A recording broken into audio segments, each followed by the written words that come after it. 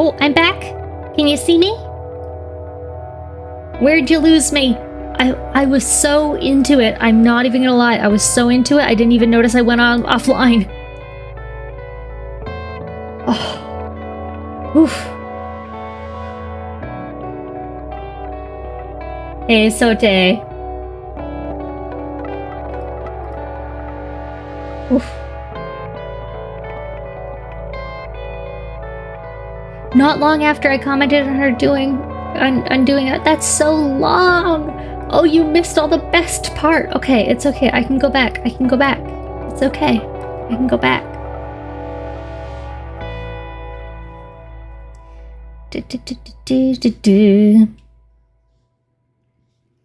Okay, yeah, Star pooped on the stream. Okay. The last you heard was tell me one more thought. Okay. Tell me one more thought. Okay. So yeah, so we heard the bit about how he figured hiding was better and how we're not surprised that he was afraid. Or rather, she's like, I can't believe you would be scared of an illiterate human. We back. He's so thank. Okay. Okay, tell me one more thought. This is where I'm starting from. His eyes fell on my mouth. I'm wishing I could take back that kiss under the mountain. I sometimes forgot that kiss. When he'd done it to keep Amarantha from knowing that Tamlin and I had been in the Forgotten Hall, tangled up together. Rasan's kiss had been brutal, demanding, and yet... why? His gaze settled on the hand I'd painted instead, as if it were easier to face. Because I didn't make it pleasant for you, and I was jealous and pissed off, and I knew you hated me. Dangerous territory, I warned myself. No. Honesty, that's what it was. Honesty and trust. I'd never had that with anyone. Rhys looked up, meeting my gaze. And whatever was on my face, I think it might have been mirrored on his. The hunger and longing and surprise. I swallowed hard, traced another line of stardust along the inside of his powerful wrist. I didn't think he was breathing. Do you want to dance with me?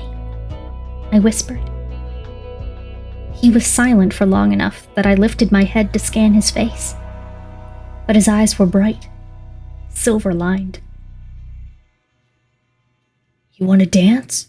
He rasped, his fingers curling around mine. I pointed with my chin toward the celebration below. Down there, with them. Where the music beckoned, where life beckoned. Where he should spend the night with his friends, and where I wanted to spend it with them too, even with the strangers in attendance. I did not mind stepping out of the shadows, did not mind even being in the shadows to begin with, so long as he was with me. My friend, through so many dangers, who had fought for me when no one else would, even myself. Of course I'll dance with you, Rhys said, his voice still raw. All night if you wish. Even if I step on your toes? Even then. He leaned in, brushing his mouth against my heated cheek.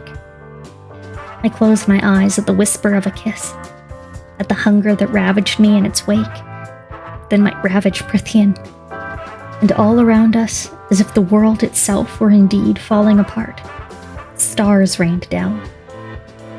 Bits of stardust glowed on his lips as he pulled away, as I stared up at him, breathless, while he smiled. The smile the world would likely never see. The smile he'd given up for the sake of his people, his lands.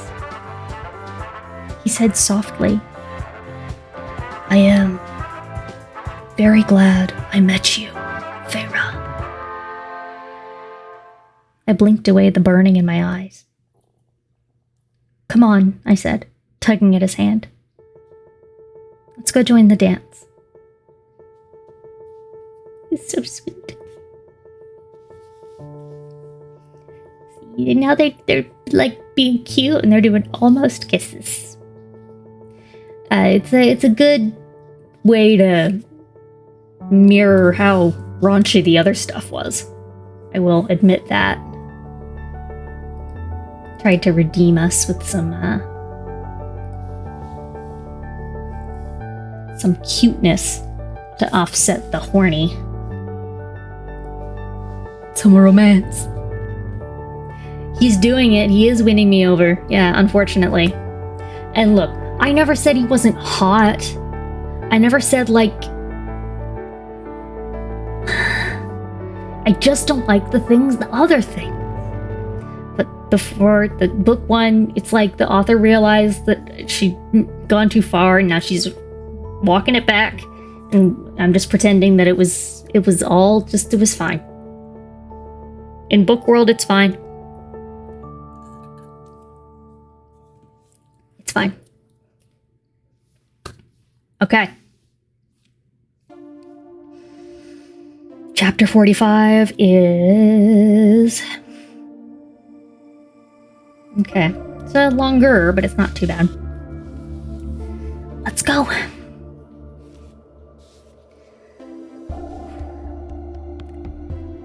The Illyrian war camp deep in the northern mountains was freezing. Apparently, spring was still little more than a whisper in the region. Moore winnowed us all in, Rasand and Cassian flanking us. We had danced, all of us together, and I had never seen Rhys so happy, laughing with Azriel, drinking with Moore, bickering with Cassian. I'd danced with each of them, and when the night had shifted toward dawn and the music became soft and honeyed, I had let Rhys take me in his arms and dance with me, slowly, until the other guests had left, until Moore was asleep on a settee in the dining room, until the gold disk of the sun gilded Valaris. He'd flown me back to the townhouse through the pink and purple and gray of the dawn, both of us silent, and had kissed my brow once before walking down the hall to his own room. Oh, and that's also the opposite of the spring festival, because, like, that one's really horny, and this one is just cute. So maybe, hopefully, that makes her not realize that, oh my god, Tamlin fucked someone last night.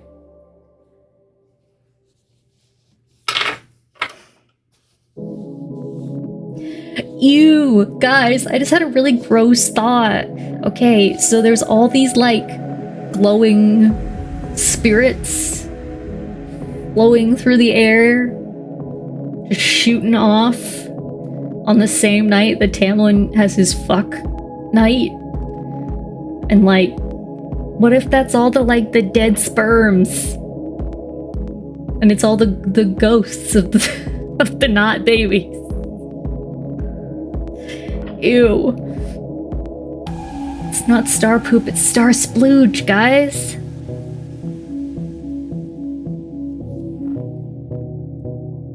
I'm so sorry. So sorry, it's so gross. It's the jism. Ugh. Gross, gross, gross, gross, gross, gross, gross. Ugh, I can't believe I went there.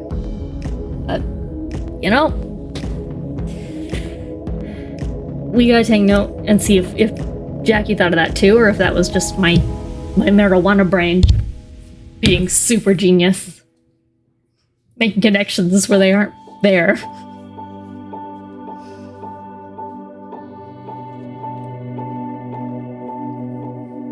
Pin one ear facial the next. This day. Ugh. Quite a day. Anyway.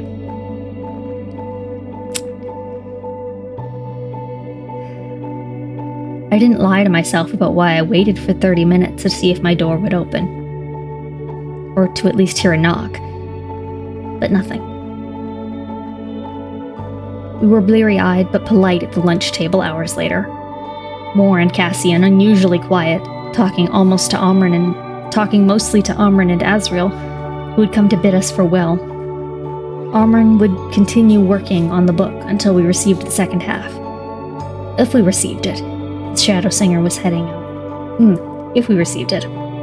The Shadow Singer was heading out to gather information and manage his spies stationed at the other courts, and attempting to break into the human one. I managed to speak to them, but most of my energy went into not looking at Rasand, or thinking about the feeling of his body pressed to mine as we danced for hours, that brush of his mouth on my skin. I'd barely been able to fall asleep because of it. Traitor. Even if I'd left Tamlin, I was a traitor.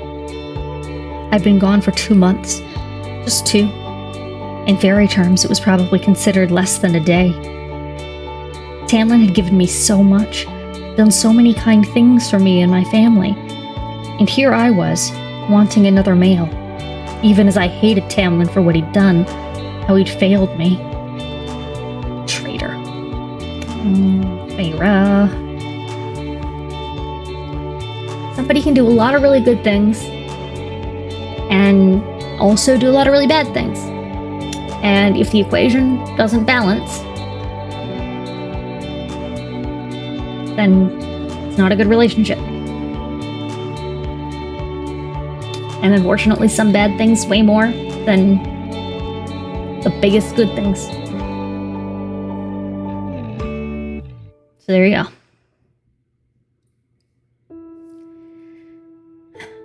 The word continued echoing in my head as I stood at Moore's side, Rhys and Cassian a few steps ahead, and peered out at the wind-blown camp. Moore had barely given Azrael more than a brief embrace before bidding him goodbye. And for all the world, the spymaster looked like he didn't care. Until he gave me a swift, warning look. I was still torn between amusement and outrage at the assumption I'd stick my nose into his business. Indeed. Yeah, this man who literally spies on everyone is like, stay out of my business, respect my privacy. Ugh. It's like those people who say my body, my choice about vaccines, but then want abortion to be illegal. It's not the same thing at all. I don't know why I went there.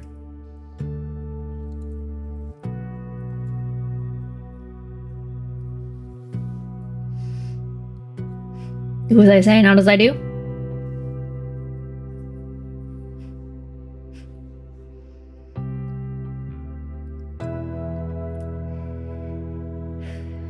Built near the top of a forested mountain, the Illyrian camp was all bare rock and mud, interrupted only by crude, easy-to-pack tents centered around large fire pits. Near the tree line, a dozen permanent buildings had been erected of the gray mountain stone. Smoke puffed from their chimneys against the brisk, cloudy morning, occasionally swirled by the passing wings overhead. So many winged males soaring past on their way to other camps or in training. Indeed, on the opposite end of the camp, in a rocky area that ended in a sheer plunge off the mountain, we were the sparring and training rings. Racks of weapons were left out to the elements. In the chalk-painted rings, males of all ages now trained with sticks and swords and shields and spears. Fast, lethal, brutal. No complaints, no shouts of pain. There was no warmth here, no joy. Even the houses at the other end of the camp had no personal touches, as if they were only used for shelter or storage. And this was where Rhys, Azrael, and Cassian had grown up. Where Cassian had been cast out to survive on his own. It was so cold that even bundled in my fur-lined leather, I was shivering.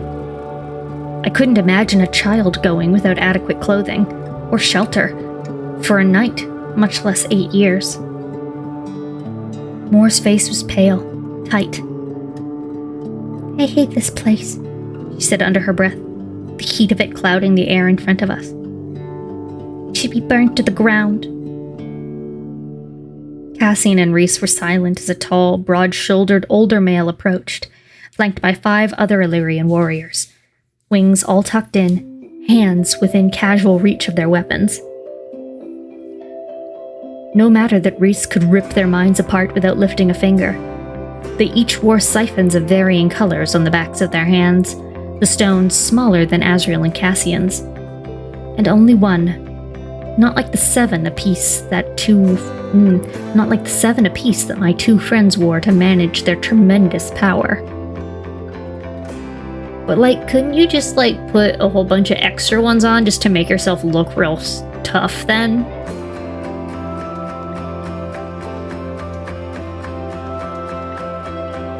I don't know. Seems like, you're compensating for something.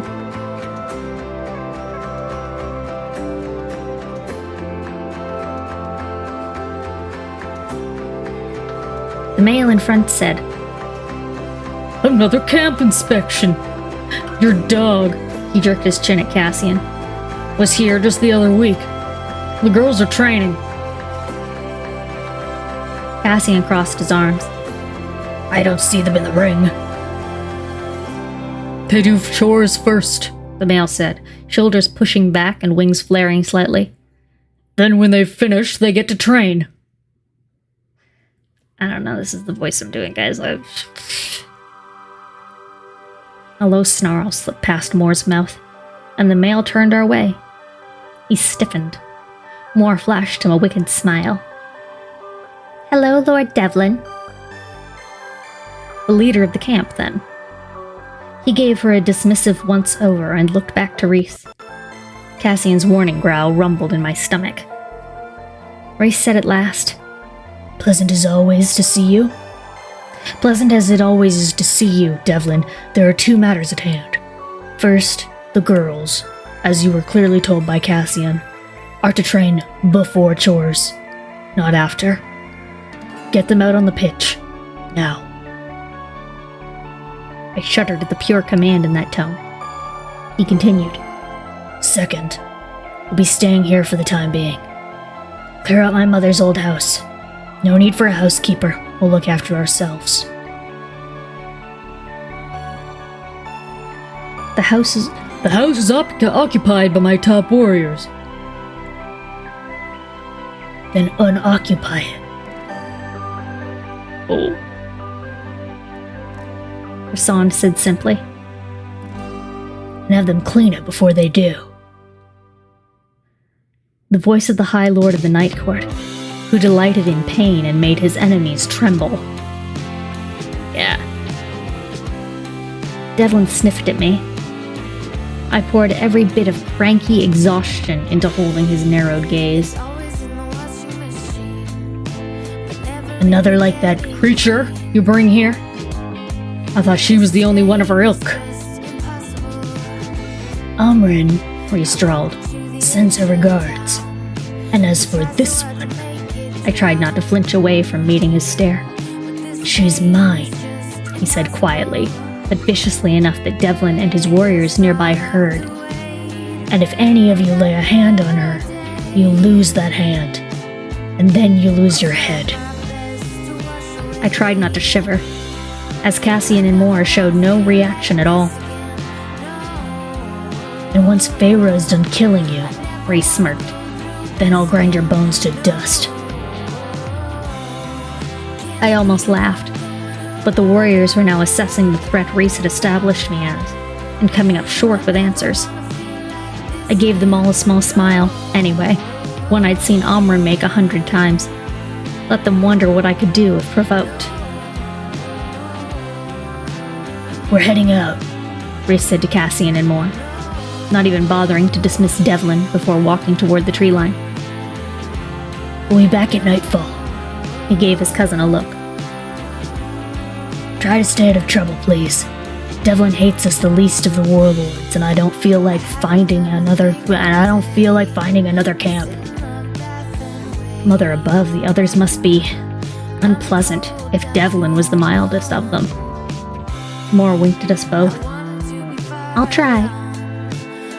Reese just shook his head and said to Cassian, "Check on the forces, then make sure those girls are practicing like they should be. If Devlin or the others object, do what you have to do." I wonder what it seems like all of a sudden they're concerned about the girls at the camp. Were they always concerned about the girls at the camp? Is this a new thing? What's going on here? I don't remember being mentioned before. Cassian grinned in a way that showed he'd be more than happy to do exactly that. He was the High Lord's general, and yet Devlin called him a dog. I didn't want to imagine what it had been like for Cassian without that title growing up. Then finally, Rhys looked at me again. His eyes shuddered. Let's go. You heard from my sisters? I shake the head. No. Azrael is checking today if they received a response. You and I, the wind rustled his hair as he smirked. We're going to train. Where? He gestured to the sweeping land beyond, to the forested steppes he'd once mentioned. Away from any potential casualties. He offered his hand as his wings flared, his body preparing for flight. But all I heard were those two words he'd said, echoing against the steady beat of traitor, traitor. She's mine.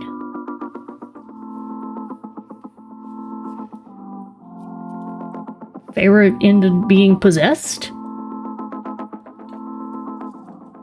that where we're at with this? Being in Rhys's arms again, against his body, was a test of stubbornness, for both of us, to see who'd speak about it first. We'd been flying over the most beautiful mountains I'd ever seen, snowy and flecked with pines, heading toward rolling steppes beyond them when I said, You're training female Illyrian warriors? Okay, Feyre.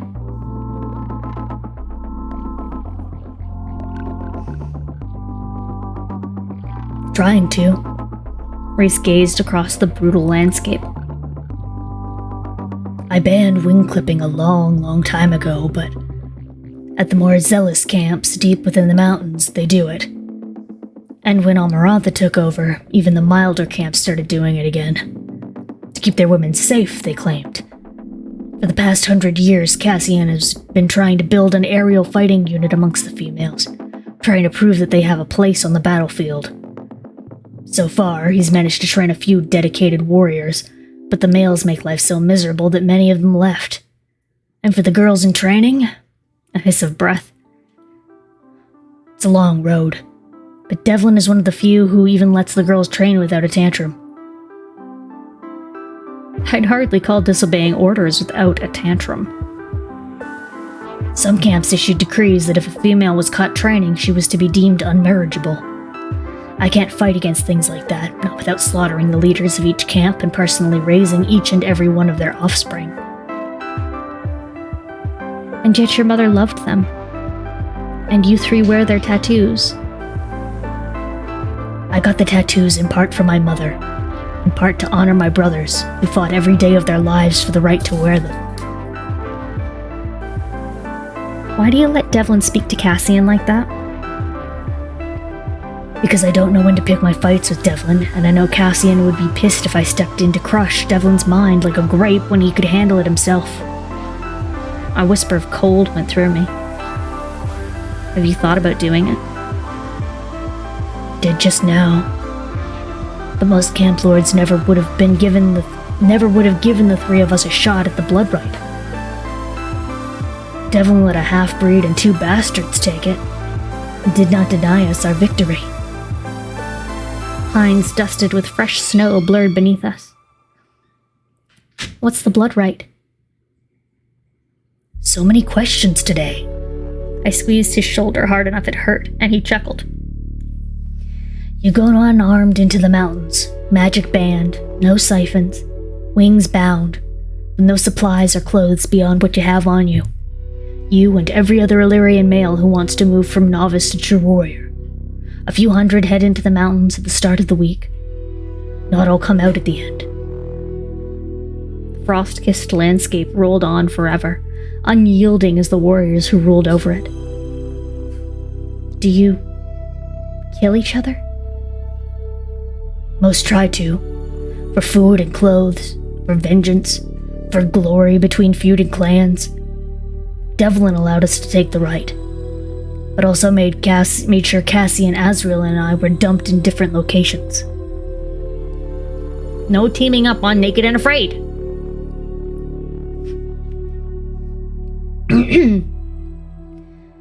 What happened? We found each other, killed our way across the mountains to get to each other. Turns out, a good number of Illyrian males wanted to prove they were stronger, smarter than us. Turns out they were wrong. Oh my gosh. They were wrong.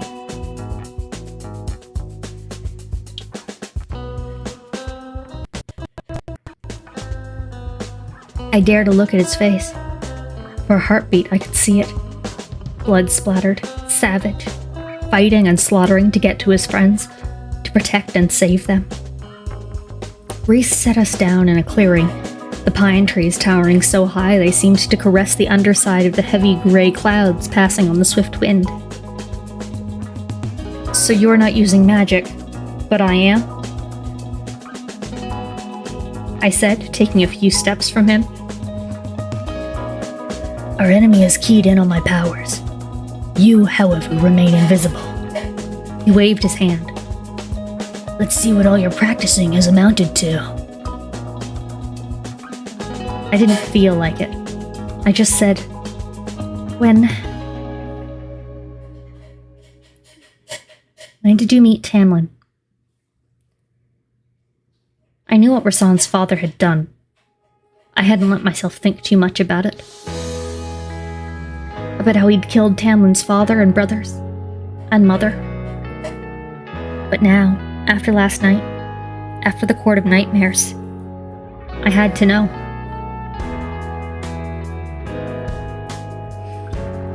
Reese's face was a mask of patience. Show me something impressive and I'll tell you. Magic for answers. I know what sort of game you're playing. I cut myself off at the hint of a smirk. Very well. I held out my hand before me, palm cupped, and willed silence into my veins, my mind. Silence and calm and weight, like being underwater. In my hand, a butterfly of water flapped and danced. Reese smiled a bit, but the amusement died as he said, Tamlin was younger than me, born when the war started. But after the war, when he matured, we got to know each other at various court functions. Reese clenched his jaw. He seemed decent for a High Lord's son. Better than Baron's brood at the Autumn Court. Tamlin's brothers were equally as bad, though. Worse. And they knew Tamlin would take the title one day. And to a half-breed Illyrian who'd had to prove himself, defend his power, I saw what Tamlin went through. I befriended him. Sought him out whenever I was able to get away from the war camps or court. Maybe it was pity, but I taught him some Illyrian techniques. So now they're best friends? When was that a thing? Sorry, that feels a little bit... I don't like that. It feels unnecessary and kind of shoehorned in. Like Harry Osborn has to be Spider-Man's best friend? Anyway. Did anyone know? He raised his brows, giving a pointed look to my hand. I scowled at him and summoned songbirds of water, letting them flap around the clearing as they'd flown around my bathing room at the summer court. Cassian and Azrael knew, Reese went on. And my family knew, and disapproved. His eyes were chips of ice.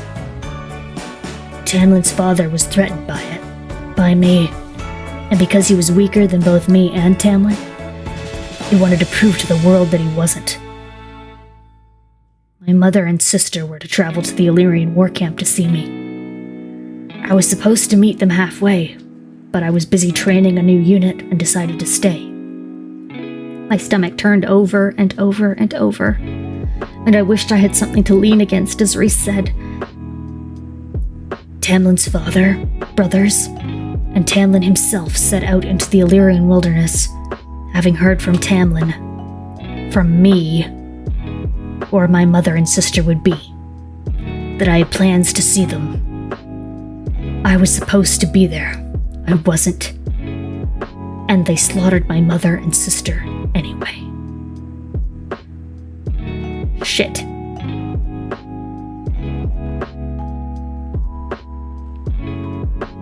Now Tamlin has no right, I'm sorry, not no right, but he cannot be mad anymore. He did the murder first. You murder family first. First, we're coming for you.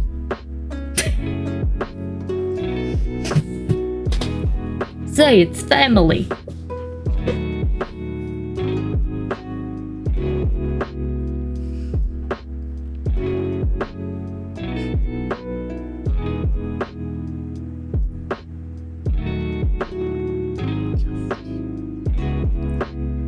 I'm not surprised, I'm just disappointed.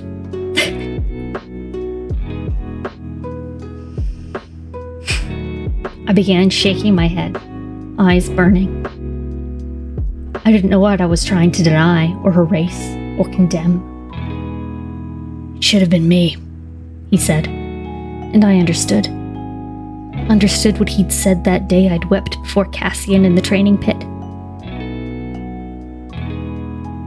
They put their heads in boxes and sent them down the river to the nearest camp.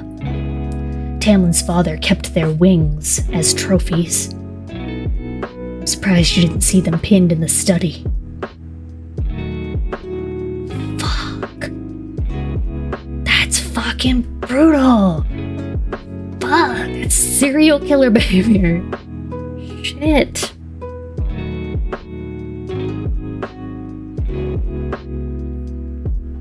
I mean, Tamlin's daddy is the worst. Kadrisha. Tamlin is also terrible. This is bad. Like, that's very bad, because he allowed it to happen and was part of it, but his dad was the one who instigated it, and he's the worst.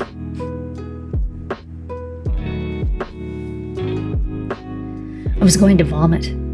I was going to fall to my knees and weep.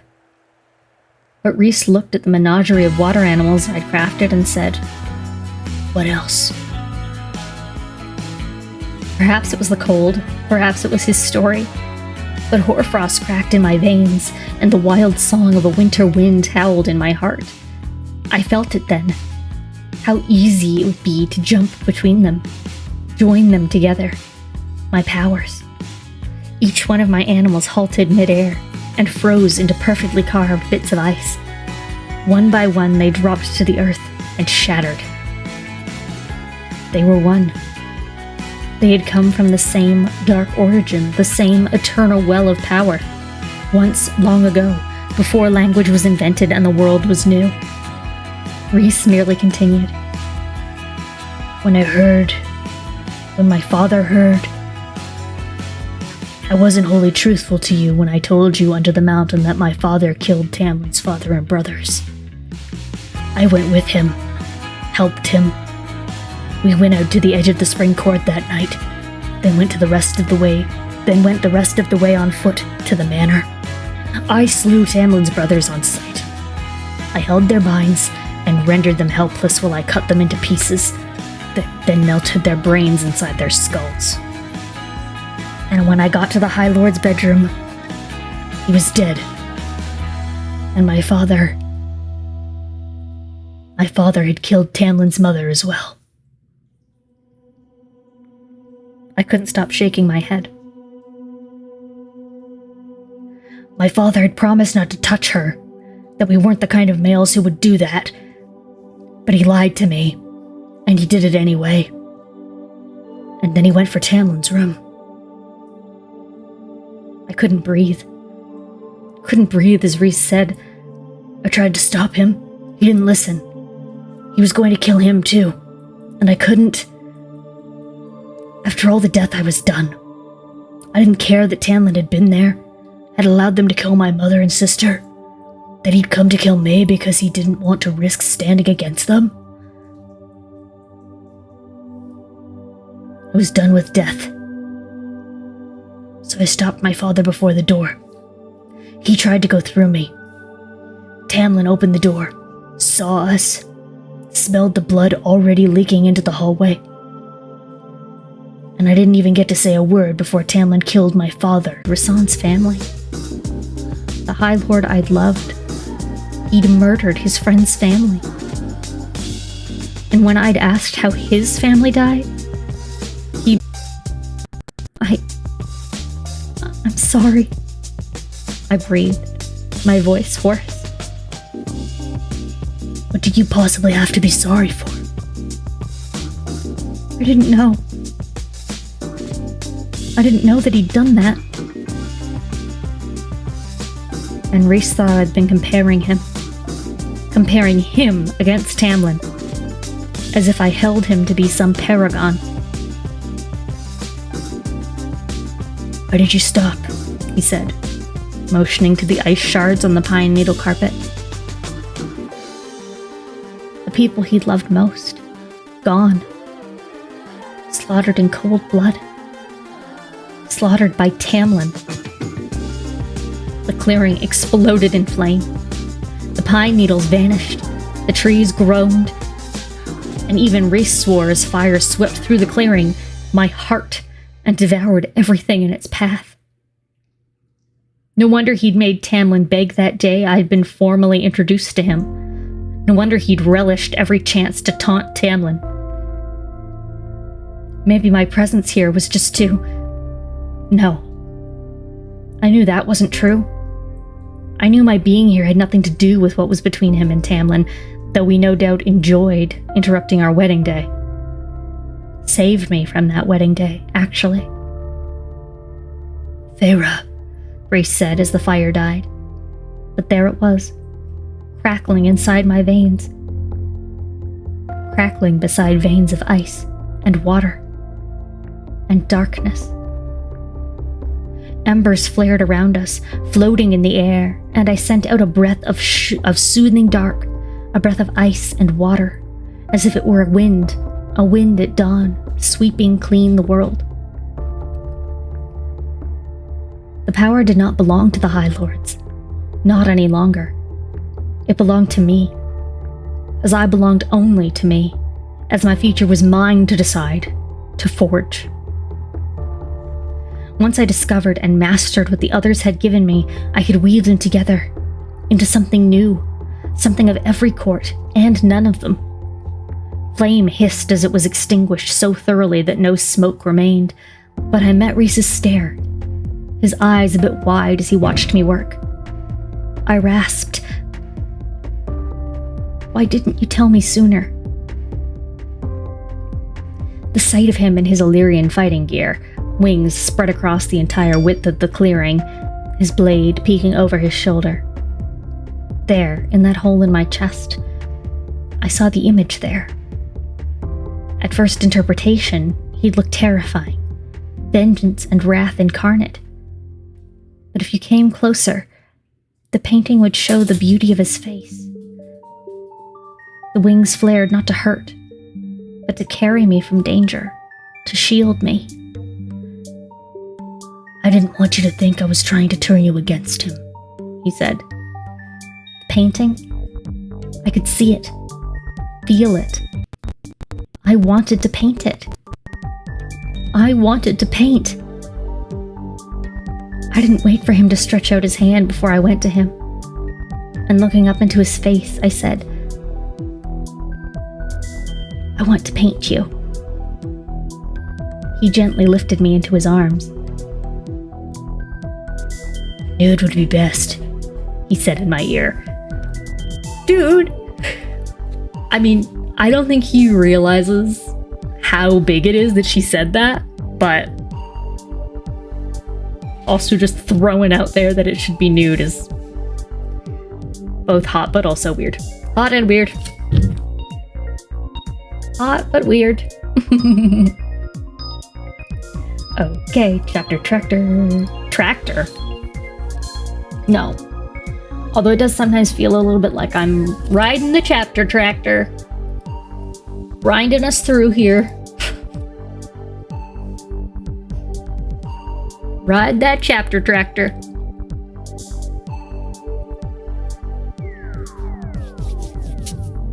Speaking of tractor, which is also kind of a country thing, take a look at our tracker up there.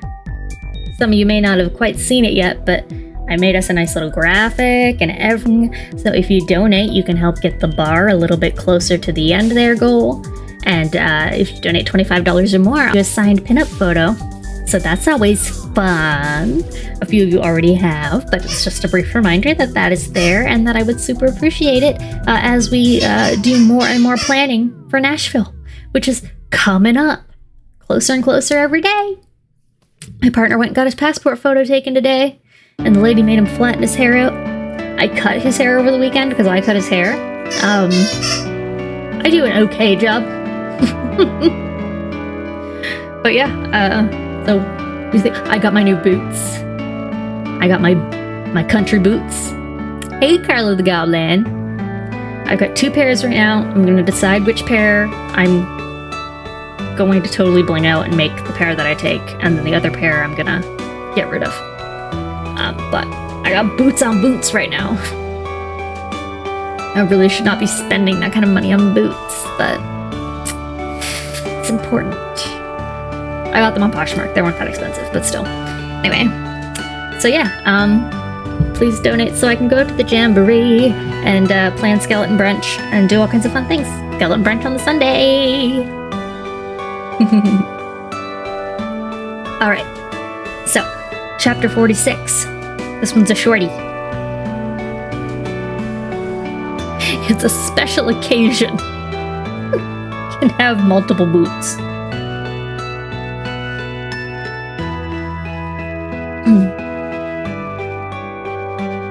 I was so cold I might never be warm again.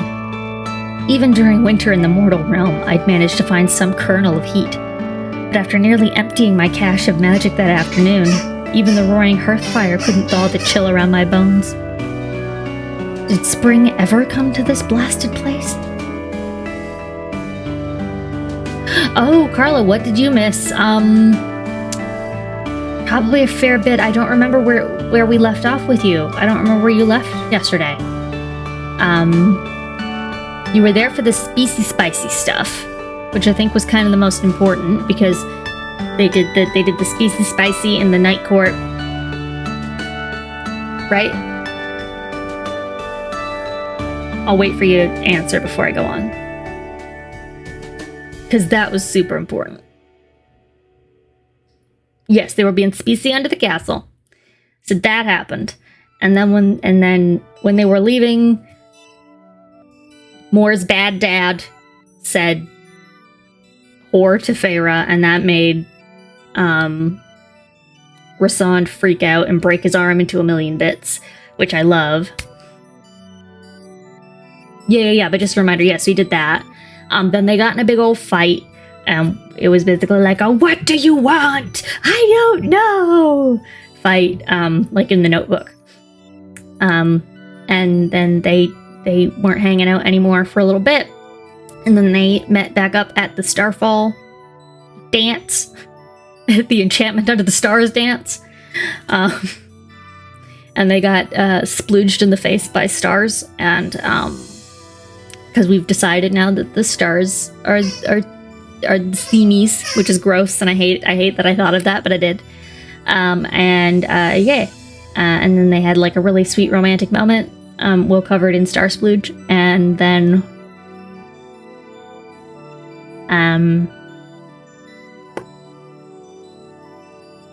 well, we read that today, but I'm catching you up on today where we're at right now. So that happened. Yeah, the star splooge. And now they've left Valaris and all the happy stuff, and they're staying in the Illyrian war camp while they wait for being able to go. You're on it, egg salad? I'm also a little high. They're training in the woods right now. Thank you, Katrisha.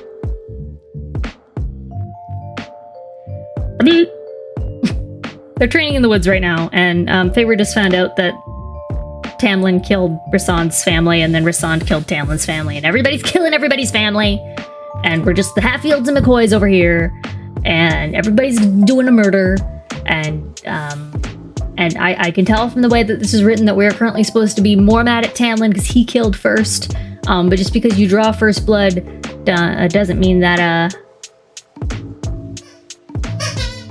it's okay to do a murder after. And it's all this bad. All bad. Every bad. Too bad. Not good. Don't like. Oh no, that's okay. That I have said that before. I think it just makes more sense to my high brain if I hear it rather than read it. When I read it, I just said egg salad, and then I was thinking sandwiches, and dinner, and now food. Anyway. So I mean, Tamlin is winning over. If we're assuming that murder is not as bad as it is in the people world, and therefore murder is justified, then I guess Tamlin is worse. If we're just like, doing a murder is okay under certain circumstances, then Tamlin is worse. If we're saying murder is terrible and just as bad as it actually is, then no. But Tamlin is still terrible, but then also Rasan is terrible. She should not go near either one of them ever again. But she has also done a murder, but hers was under different circumstances, was it not? Now we're just discussing the ethics of murder, which is not where I meant to go. In book world, it's fine. Book world, movie world, murder, fine. Yeah? Okay. Whew. I can just feel myself starting to come down a little bit, but that doesn't mean that it's over. Chapter 46. Okay, she was just talking about how does spring ever come to this blasted place, which I think is probably a reference to the fact that she needs to embrace her spring powers because she has not even begun to tap into that yet. We also haven't talked about the fact that Tamlin definitely fucked someone the other night, and I need to know more about how she feels about that. Say something about it. Anyway. They pick these locations, Cassian said across from me as we dined on mutton stew around the table tucked into the corner of the front of the stone house. Stew. Like a good stew, though. Maybe not mutton, but like lamb. Mutton can be tough, but it's good. Potatoes. Love potatoes. Said it yesterday, I'll say it today. I love a potato. I am a potato. My dog is a potato. I love potatoes. they pick these locations just to ensure the strongest among us survive. Horrible people, Moore grumbled into her earthenware bowl. I don't blame Az for never wanting to come here. I take it training the girls went well? Reese drawled from beside me, his thigh so close its warmth brushed on my own. Cassian drained his mug of ale. I got one of them to confess they hadn't received a lesson in 10 days. They'd all been too busy with chores, apparently. And chores, man.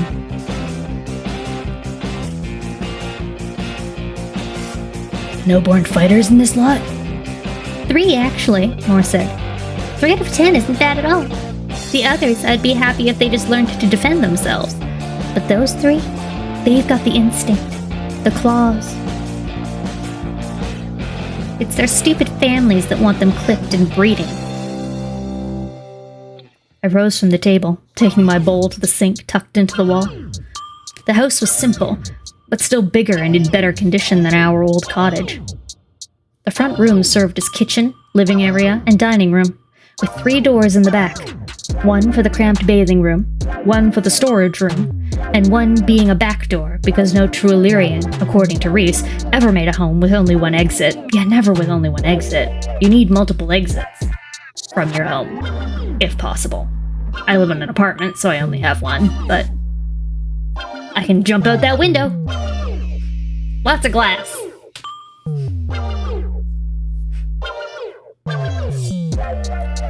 And I could make it to the ground because I'm only on a low floor. Like, nice low floor, so. Tuck and roll. Probably be okay.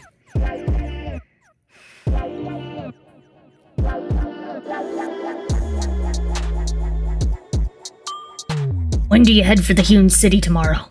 Cassian said to her, quietly enough that I knew it was probably time to head upstairs. More scraped the bottom of her bowl. Apparently, Cassian had made the stew. It hadn't been half bad. After breakfast. Before. I don't know. Maybe in the afternoon? When they're all just waking up? Reese was a step behind me, bowl at hand, and motioned to leave my dirty dish in the sink. He inclined his head toward the steep, narrow stairs at the back of the house. They were wide enough to fit only one Illyrian warrior, another safety measure, and I glanced at the table one last time before disappearing upstairs. Moore and Cassian both stared at their empty bowls of food, softly talking for once. Every step upward, I could feel Reese at my back. Ooh, the heat of him, the ebb and flow of his power. And in this small space, the scent of him washed over me, beckoned to me. Upstairs was dark, illuminated by the small window at the end of the hall, and the moonlight streaming in through a thin gap in the pines around us. There were only 2 doors up here, and Reese pointed to one. Itchy, itchy, itchy nose. Okay. Allergies. I wouldn't, though. If she needed to talk, to distract herself and be ready for what was to come tomorrow, I'd listen until dawn. He put a hand as he turned to me. I didn't want to think what it meant, what I was doing, what this was, whatever it was, between us. Because things between us had never been normal. Not from the very first moment we'd met on Kallen Mai. I'd been unable to easily walk away from him then, when I thought he was deadly, dangerous. But now... Traitor, traitor, traitor. He opened his mouth, but I had already slipped inside my room and shut the door. She's thinking about it. She's thinking about it, though. I almost couldn't stay away from you when I thought you were gonna kill me, and now I don't know if I can stay away with you when I just want you to fuck me. Just can't get over it. Ugh.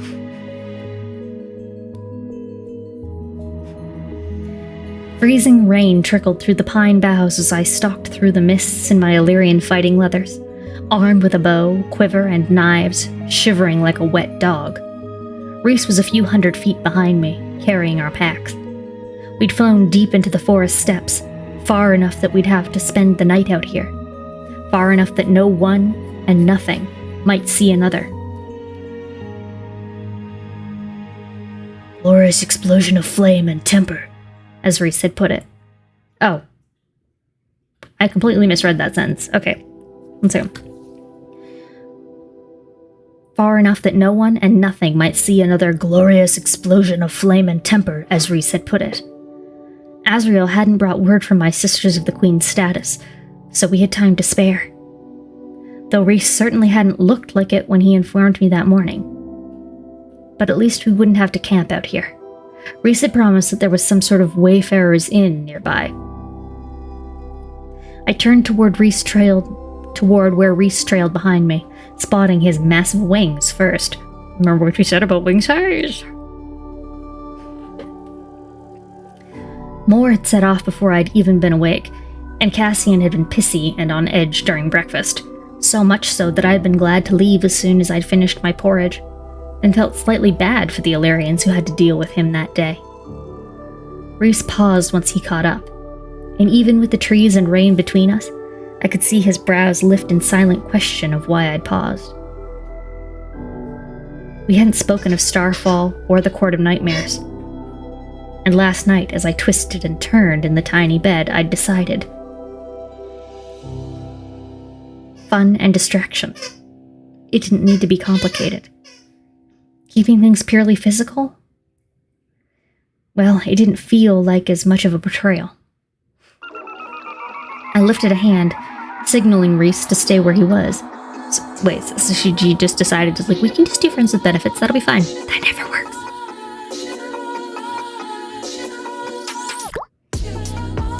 It just doesn't. Not if you're also going to be friends and, like, fighting partners. Just smart. I lifted a hand, signaling Reese to stay where he was. After yesterday, I didn't want him too close, lest I burn him. Or worse. He sketched a dramatic bow, and I rolled my eyes as I stalked to the stream ahead, contemplating where I might indeed try to play with Baron's fire. My fire. Every step away, I could feel Reese's stare devouring me. Or maybe that was through the bond, brushing against my mental shields. Flashes of hunger so insatiable that it was an effort to focus on the task ahead, and not on the feeling of what his hands had been like, stroking my thighs, pushing me against him. Why are they so horny in the woods right now? You are there to do some work. Immediately fired.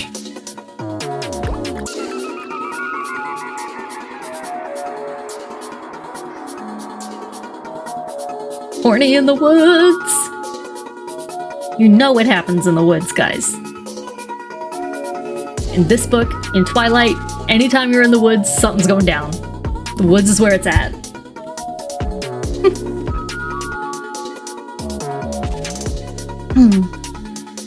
I could have sworn I felt a trickle of amusement on the other side of my mental shield, too.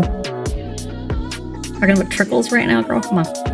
I hissed and made a vulgar gesture over my shoulder, even as I let my shield drop just a bit. The Bigfoot might be about looking to make a U-turn.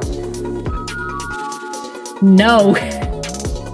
No, we're not bringing Sasquatch into this. I refuse. This is not a place for Sasquatch. Take a drink, vulgar gesture. No, Sasquatch is not invited to this party right now, okay?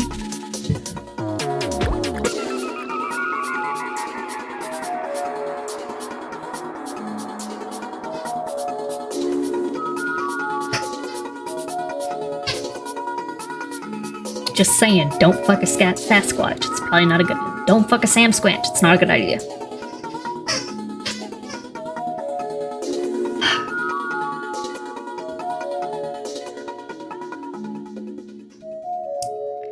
Okay, so she did the gesture. Okay, that amusement turned into full delight, and then a lick of pleasure that went straight down my spine. Lower. You mean your ass? Gross. My face heated and a twig cracked under my boot, as loud as lightning. I gritted my teeth. The ground sloped toward a gray gushing stream. Goosh, goosh, goosh. Sorry. Fast enough that it had been fed by the towering snow-blasted mountains in the distance. Good. This spot was good. An extra supply of water to drown any flames that might escape. Plenty of open space. The wind blew away from me, tugging my scent southward, deeper into the forest as I opened my mouth to tell Reese to stay back. With that wind and the roaring stream, it was no surprise that I didn't hear them until they had surrounded me. Feyre? I whirled, arrow knocked, and aimed at the source of the voice. 4 spring quartz sentinels stalked from the trees behind me like wraiths, armed to the teeth and wide-eyed. 2 I knew, Brawn and Hart. And between them stood Lucian. Lucian's here! Yay! I love him. All that's happened is he's been kind of a weenie. Okay, and just because you're like kind of a coward and a little bit of a weenie, I can forgive that. He didn't do a murder. He didn't do an abuse. He didn't do a manipulate. He was just kind of a weenie. A little bit rude, but kind of like a little bit of a rude boy. kind of okay with that. I still like him. Well, at the same time, it's not his responsibility to fix the situation. Do you know what I mean? Like he was afraid that he would be dead. Like, it's not great. That's why I said he's being a weenie. But he's not the cops. And he's not, you know, like, if you know a friend who's doing a crime, doing a bad, like, it's good to say something, but you're also not responsible for your friend.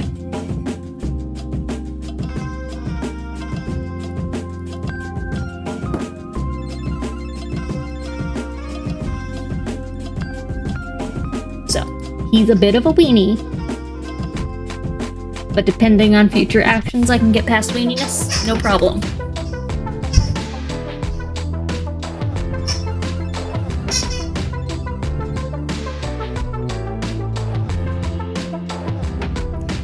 Alright, chapter 47, here we go. If I wanted to escape, I could either face the stream or face them. But Lucian, his red hair was tied back, and there wasn't a hint of finery on him. Just armored leather, swords, knives. His metal eye roamed over me, his golden skin pale. We've been hunting for you for over 2 months, He breathed, now scanning the woods, the stream, the sky. Reese, Cauldron saved me. Reese was too far back, and... How did you find me? My steady, cold voice wasn't one I recognized, but... hunting for me, as if I were indeed prey. If Tanlin was here, my blood went icier than the freezing rain now sluicing down my face into my clothes. Sluice. Someone tipped us off you'd been out here, but it was luck that we caught your scent on the wind, and... Lucian took a step toward me. I stepped back, only 3 feet between me and the stream. Lucian's eye widened slightly. We need to get you out of here. Tamlin's been... He hasn't been himself. I'll take you right to... No. I breathed. The word rasped through the rain, the stream, the pine forest. The 4 sentinels glanced between each other. Then to the arrow I kept aimed. Lucian took me in again, and I could see what he was now gleaning. The Illyrian fighting leathers. The color and fullness that had returned to my face, my body. And the silent steel of my eyes. Vera, he said, holding out a hand. Let's go home. I didn't move. That stopped being my home the day you let him lock me up inside of it. Lucian's mouth tightened. It was a mistake. We all make mistakes. He's sorry. More sorry than you realize. So am I. He stepped toward me, and I backed up another few inches. Not much space remained between me and the gushing waters below.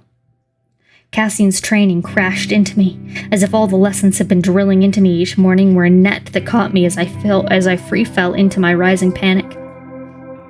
Once Lucian touched me, he'd winnow us out. Not far. He wasn't that powerful, but he was fast. He'd jump miles away, then farther and farther, until Reese couldn't reach me. He knew Reese was here.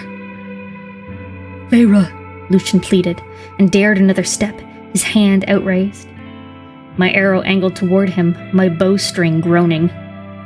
I'd never realized that while Lucian had been trained as a warrior, Cassian, Azrael, Moore, and Reese were warriors. Cassian could wipe Lucian off the face of the earth in a single blow.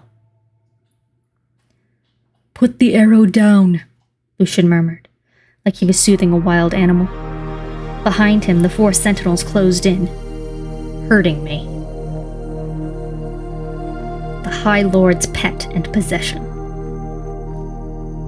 Don't, I breathed. Touch me. You don't understand the mess we're in, Feyre. I need you home. Now. I didn't want to hear it.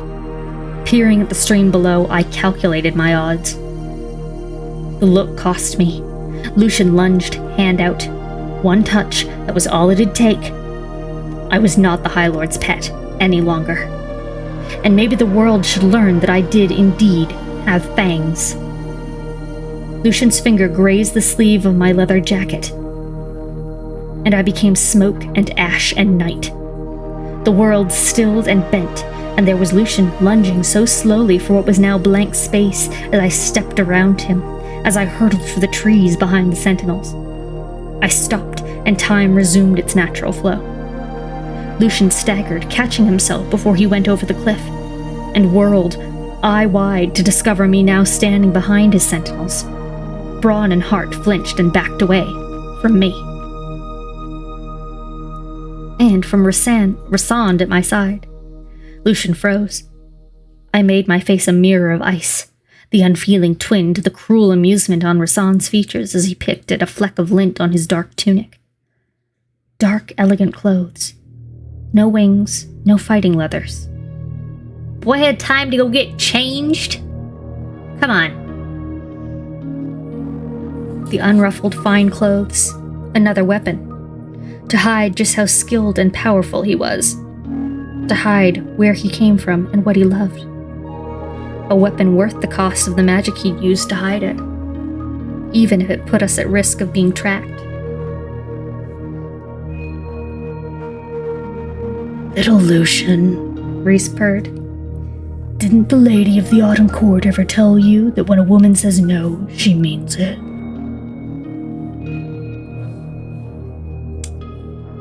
Rhysand does know consent. Good for him. He learned. He figured it out. He didn't always respect it, but he figured it out.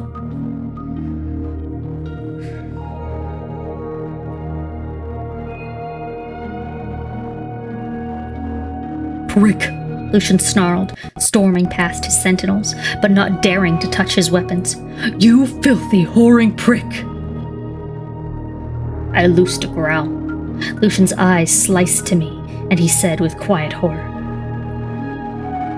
What have you done, Feyre? Don't come looking for me again, I said, with equal softness. He'll never stop looking for you. Never stop waiting for you to come home. The words hit me in the gut, like they were meant to. It must have shown in my face because Lucian pressed. What did he do to you? Did he take your mind and... Enough, Rhys said, angling his head with that casual grace. Feyre and I are busy. Go back to your lands before I send your heads as a reminder to my old friend about what happens when Spring Court flunkies set foot in my territory. The freezing rain slid down the neck of my clothes, down my back, my neck, my back. Lucian's face was deathly pale. You made your point, Feyre. Now come home. I'm not a child playing games, I said through my teeth. That's how they'd seen me, in need of coddling, explaining, defending. Careful, Lucian, Rhysand drawled. Or Feyre, darling, will send you back in pieces, too.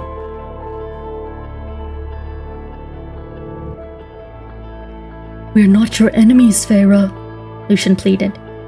Things got bad. Ianthe got out of hand. But it doesn't mean you give up.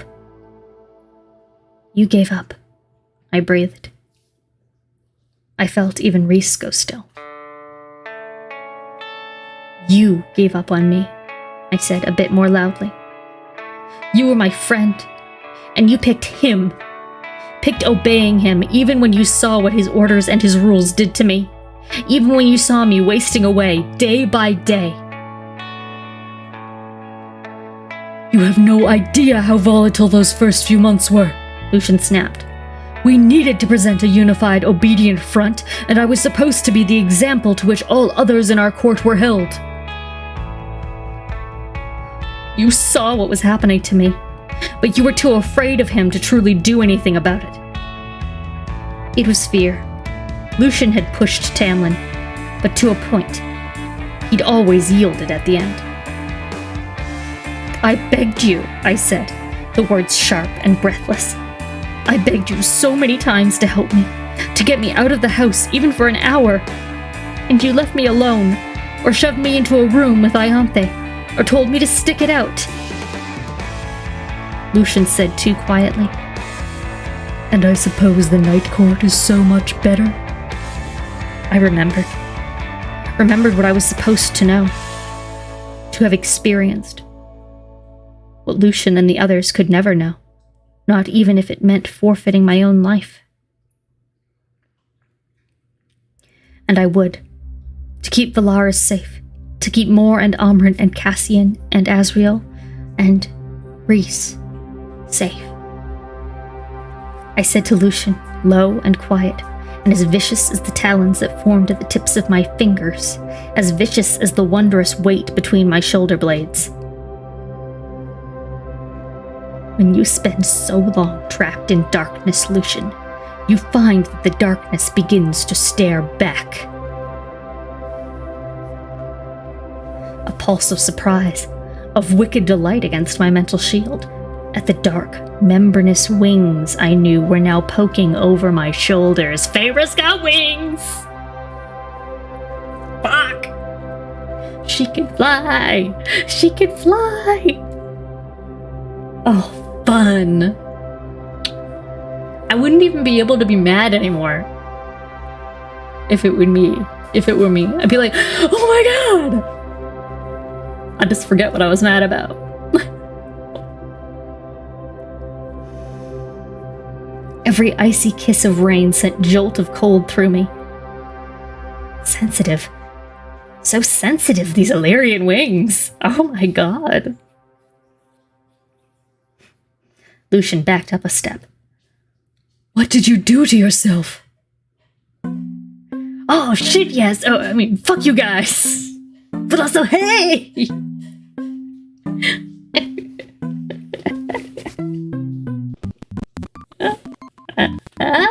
That'd be great. But also, they're so sensitive.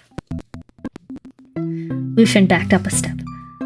What did you do to yourself? I gave him a little smile.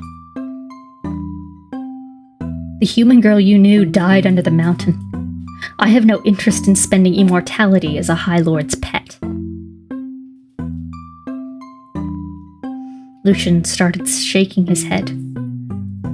Feyre! Tell Tamlin, I said, choking on his name, on the thought of what he'd done to Rhys, to his family. If he sends anyone else into these lands, I will hunt each and every one of you down, and I will demonstrate exactly what the darkness taught me. There was something like genuine pain on his face. I didn't care. I just watched him, unyielding and cold and dark. The creature I might one day have become if I had stayed at the Spring Court, if I had remained broken for decades, centuries, until I learned to quietly direct those shards of pain outward, learned to savor the pain of others. Lucian nodded to his sentinels. Brawn and Hart, wide-eyed and shaking, vanished with the other two. Lucian lingered for a moment, nothing but air and rain between us. He said softly to Rasand, "You're dead. You and your entire cursed court."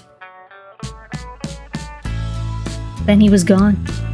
I stared at the empty space where he'd been, waiting, not letting that expression off my face until a warm, strong finger traced a line down the edge of my right wing.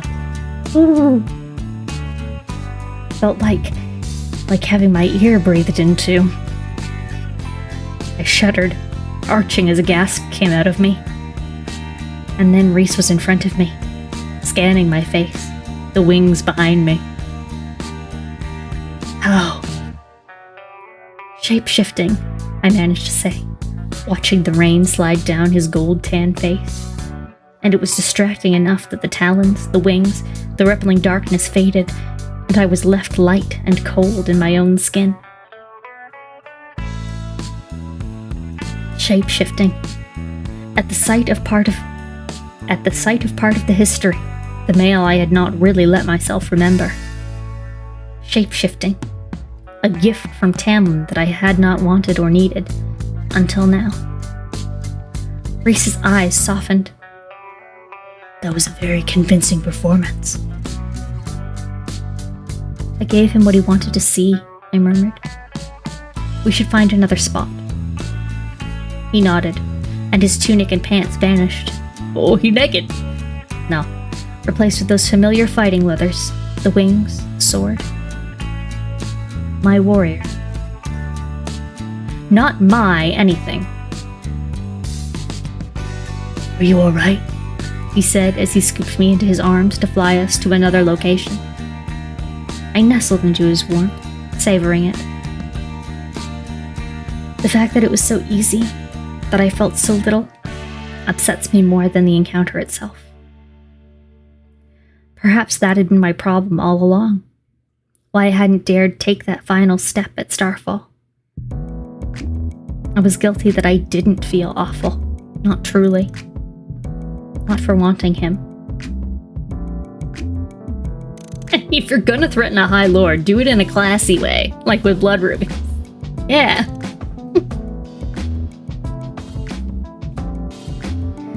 A few mighty flaps had us soaring up through the trees and sailing low over the forest, rain slicing into my face. I knew things were bad, Rasan said with quiet rage, barely audible over the freezing bite of the wind and rain. But I thought Lucian, at least, would have stepped in. I thought so too, I said, my voice smaller than I intended. He squeezed me gently, and I blinked at him through the rain. For once, his eyes were on me, not the landscape below.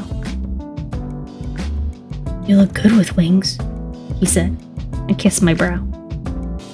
Even the rain stopped feeling so cold. Damn. You look hot when you look like me. Come on, dude. Really?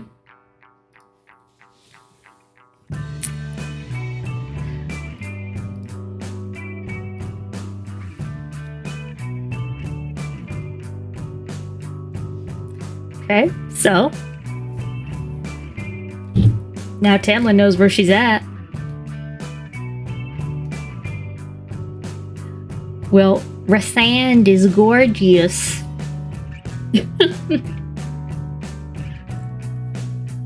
Are you making fun of my accent? Are you making fun of my accent right now? Are you? You, who's from the same place that I am from, and therefore has a similar accent. Although mine is worse and weird.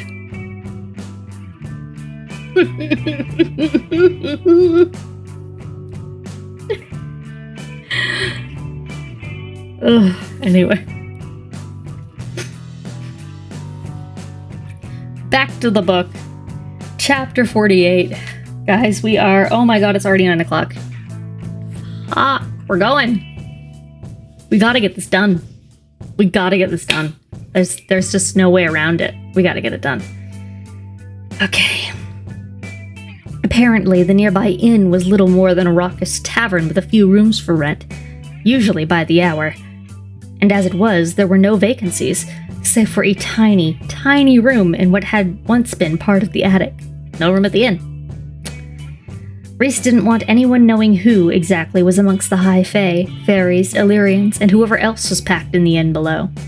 Even I barely recognized him as he, without magic, without anything but adjusting his posture, muted that sense of otherworldly power until he was nothing but a common, very good-looking Valyrian warrior, pissy about having to take the last available room, so high up that there was only a narrow staircase.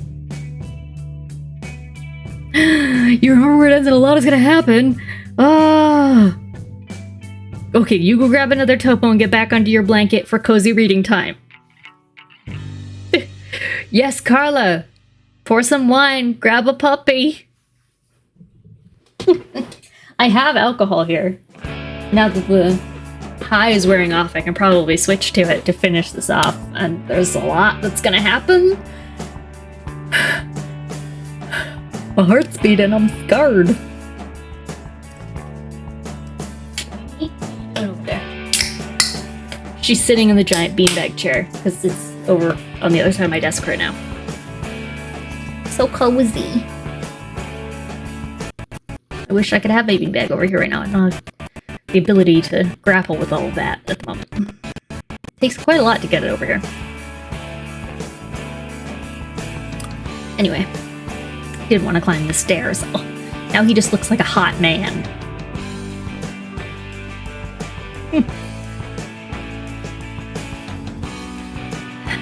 No hall, no other rooms.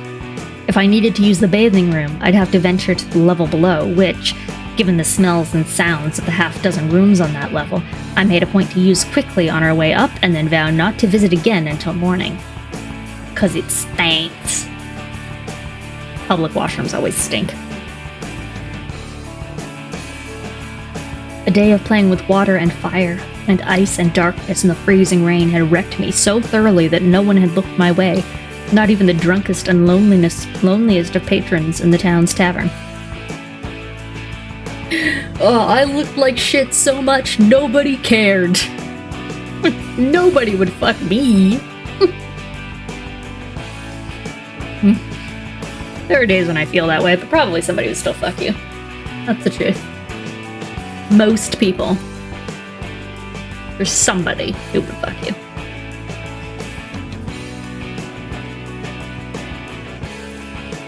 The small town was barely that. A collection of an inn, an outfitter's store, supply store, and a brothel. Hey, look, you got somewhere to drink? You got somewhere to get a fresh shirt? You got somewhere to buy a spoon? I don't know. And somewhere to fuck, and you're fine. What an inspiring thought. Even when you feel like you're gross, somebody would still fuck you. Yes, it's true. It's true. It's true. There are some people out there that I know for a fact have fucked. And I don't understand it. So, yep. Hey, I live in a big city. Sometimes you see two people and you're like, you two should not be fucking right now. You both look gross and you're in public and you shouldn't be fucking right now. And yeah, some people have fucked. Yes, correct. Yes, alcohol tends to be involved. Alcohol or drugs. It does help. So yeah, no matter how destroyed you are, somebody would fuck you. You just gotta find that somebody. And say it was easy. We gotta finish the book. Okay. All geared toward the hunters, warriors, and travelers passing through this part of the forest, either on their way to the Illyrian lands, or out of them. Or just for the fairies who dwelt here, solitary and glad to be that way. Too small and too remote for Amarantha or her cronies to have ever bothered with it. Honestly, I didn't care where we were, so long as it was dry and warm. Rhys opened the door to our attic room and stood aside to let me pass. I'll just hide under my blanket. Nobody has to. I wouldn't say somebody had to fuck you. This is. You know what I'm saying. No more of this conversation. I'm done.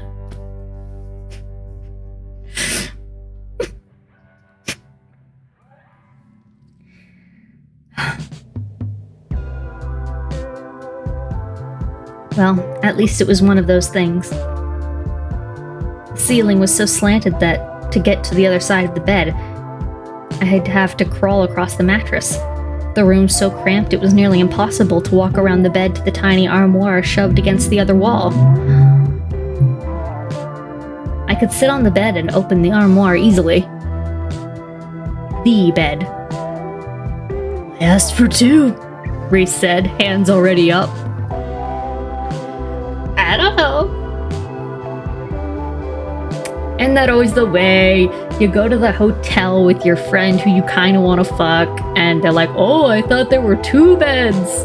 Oh, there's only one. Oh no, what are we gonna do?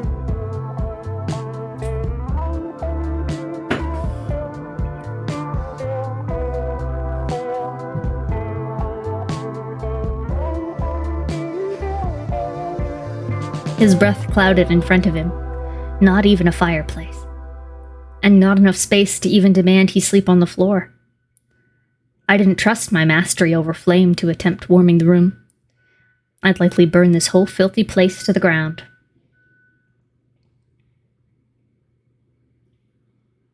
Girl, if you can't risk using magic, then we'll have to warm each other, I said, and instantly regretted it. I don't think that he was reacting to me, but I did just hear my partner say, oh no, in the other room. At least that's what I think he said. And yeah, I agree. I agree, honey. Oh no. He's probably watching a sport.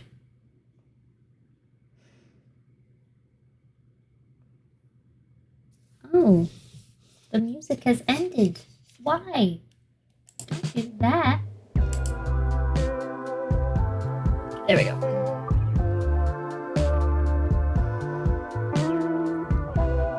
Body heat, I clarified. How does that make it better? Anyway.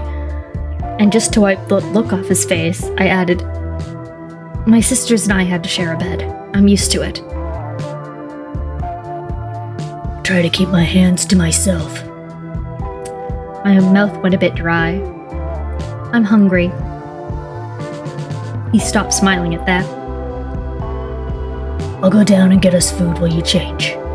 I lifted a brow. He said, remarkable as my own abilities are to blend in, my face is recognizable. I'd rather not be down there long enough to be noticed. Indeed, he fished a cloak from his pack and slid it on, the panels fitting over his wings, which he wouldn't risk vanishing again. He'd used power earlier in the day. Small enough, he said, that it might not be noticed, but we wouldn't be returning to that part of the forest anytime soon. He tugged on the hood, and I savored the shadows and menace and wings. Death on swift wings. That's what I'd call the painting. He said softly, I love it when you look at me like that. Her and his voice heated my blood. Like what? Like my power isn't something to run from. Like you see me. God, guys. Stop.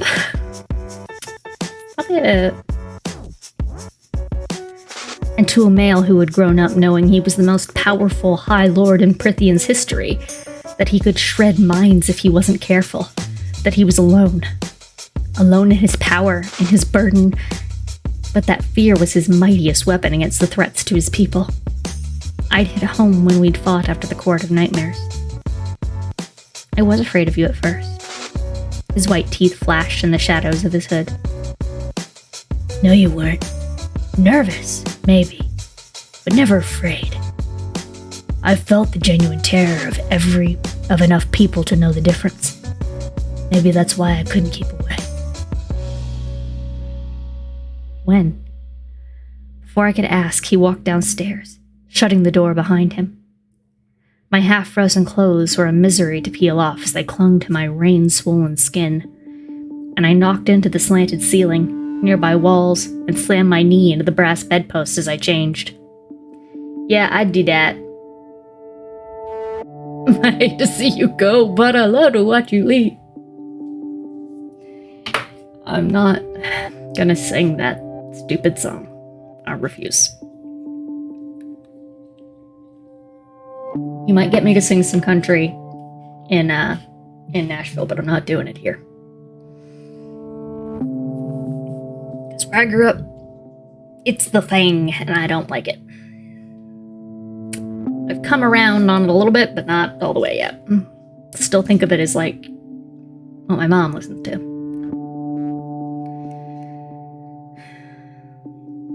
Anyway.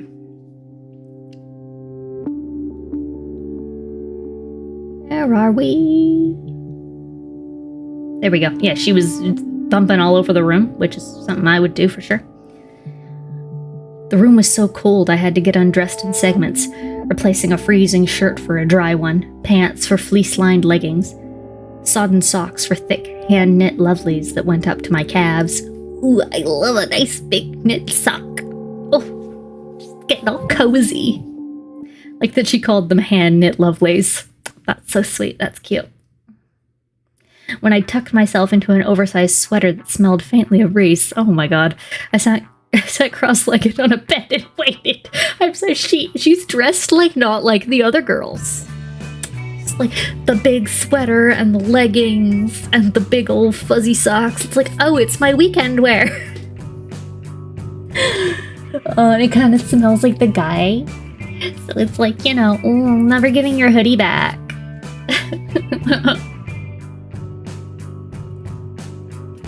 There was one of those girls, the steal the hoodie girl. It's cute. It is cute. I was like, oh, this is just how I dress on a Sunday. Awesome. Such hard, cold nostalgia. Yes.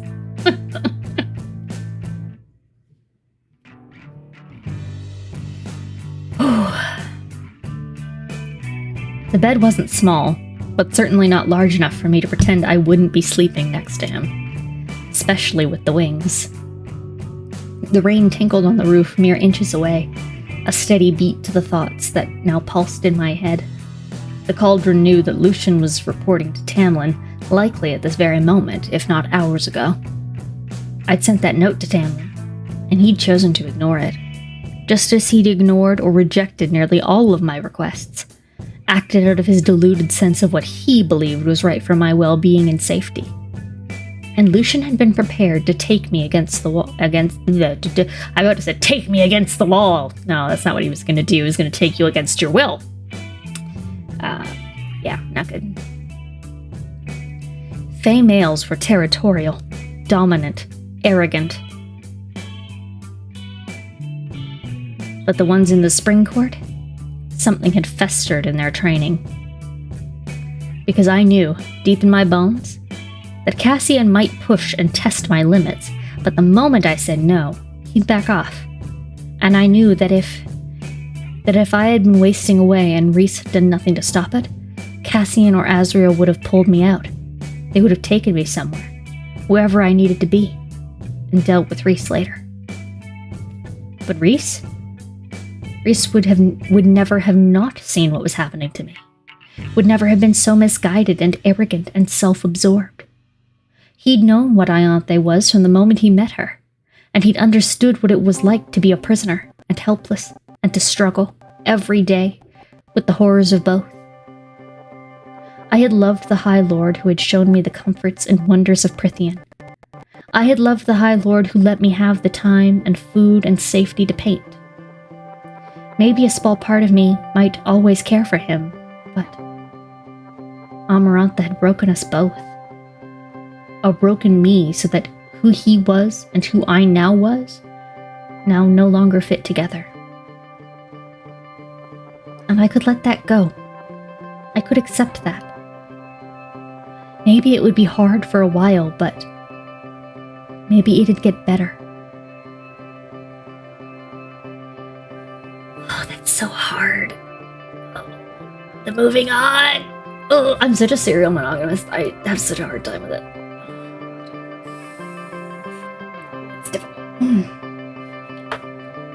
I've also been in the same relationship for so long that I don't even really understand.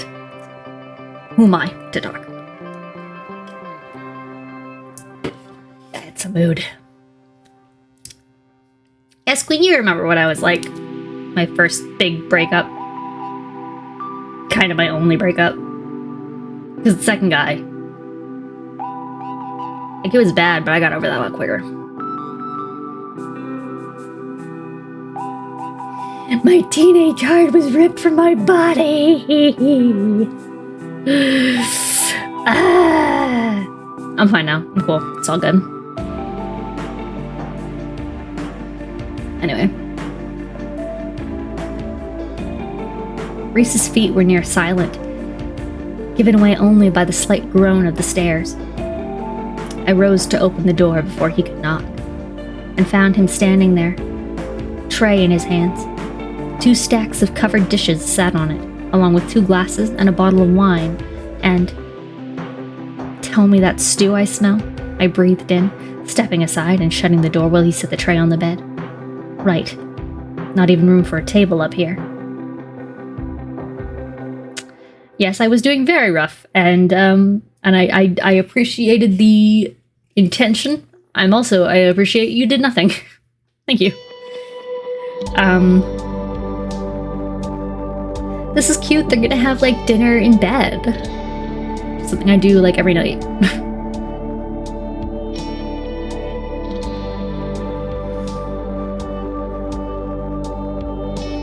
Rabbit stew, if the cook's to be believed. Could have lived without hearing that, I said, and Reese grinned. That smile tugged on something low in my gut, and I looked away, sitting down beside the food, careful not to jostle the tray. I opened the lid of the top dishes. 2 bowls of stew. What's the other one beneath? Oh, stew. Once again, we're talking about potatoes. Potatoes. So fucking white. Love a stew. Oh, and here's what's next. Guys, come on. What's the other one beneath? Meat pie. I didn't dare ask what kind of meat. But still, meat pie. Oh, I love a meat pie.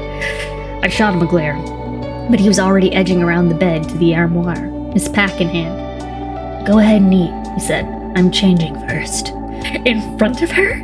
Oh my god. Oh my god. Indeed, he was soaked, and had to be freezing and sore. You should have changed before going downstairs. I picked up the spoon and swirled the stew, sighing at the warm tendrils of steam that rose to kiss my chilled face. The rasp and slurp of wet clothes being shucked off filled the room. Oh, stew and a crusty bread. Yeah. I also like a big, like a stew dumpling, though. Like a white person dumpling. You know, the big, like, dense dough ball kind.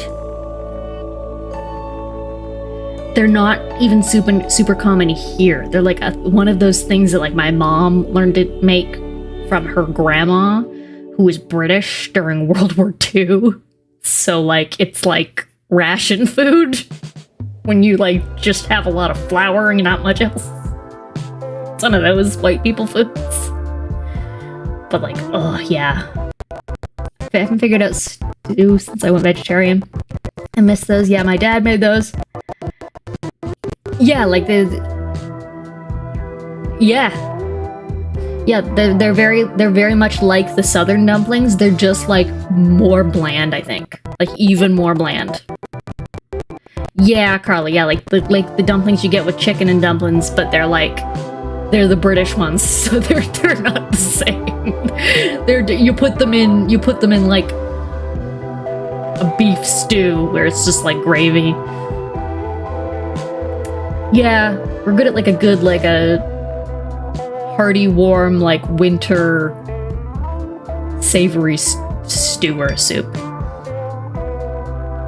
Yes, non-Passover matzo balls. Yes, similar to that. Yes. You put it into like a beef stew, and it's, yes, peasant food. We're getting there. We all understand what I'm talking about. I haven't had one of those in so long because I don't eat beef. And my mom only makes beef stew. She doesn't make any other type of stew. So when I'm at home, if she's making stew and dumplings, I'm not getting any. It's like I can eat whatever weird thing my dad is throwing together for himself, which is usually depressing. Even more depressing than the stew. Like, I got a deli chicken from the grocery store, and I'm gonna rip it apart and put it in my can of Campbell's soup, and that's what I'm having for dinner. Like, that's not terrible, but that's... yeah.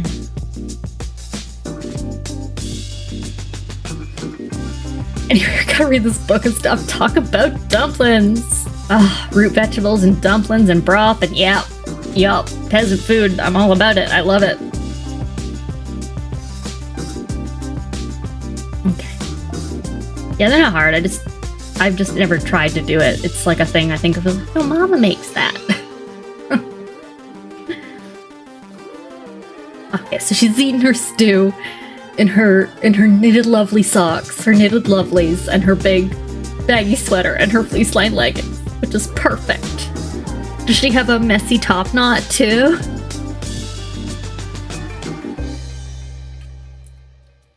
She's gonna get out like her big mug, some tea in it. Just go ooh, by the window. I'm so hungry. Oh my god, I have a croissant in my bag that's right by my feet. I'm like, keep thinking about like, I get the croissant though, but then I can't read. Okay. Oh, she'll hold it with both hands, and the sleeves will be a little too long, so like it'll just like her little fingers poking out.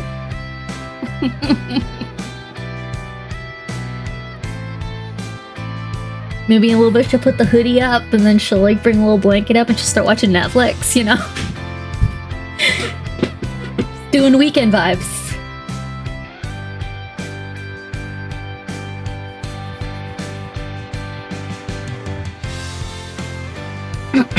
You should have changed before going downstairs.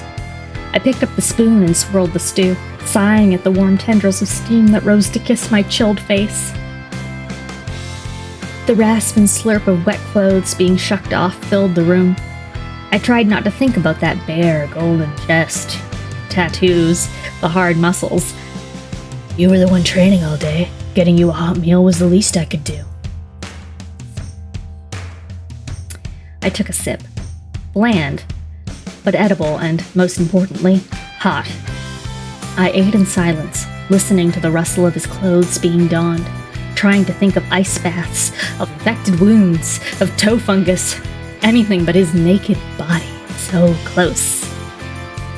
Cold girl winter.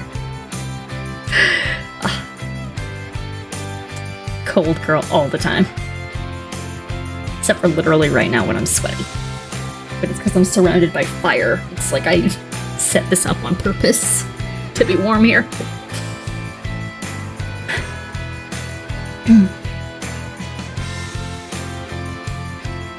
Anything but his naked body so close, and the bed I was sitting on. I poured myself a glass of wine, then filled his. Oh, there's wine too. At last, Reese squeezed between the bed and jutting corner of the wall, his wings tucked in close. He wore loose, thin pants and a tight-fitting shirt of what looked to be softest cotton. So he's in his baggy sweatpants and his cotton t-shirt, just wearing his hands. You see your Under Armour, dude? They're like the cute weekend couple. Oh. So fucking stupid. Sorry, but I've got like a perfect image of this. Oh. Oh, but his pants are thin. How do you get it over the wings? I asked while he dug into his own stew. You could have watched him put it on. The back is made of slats that close with hidden buttons.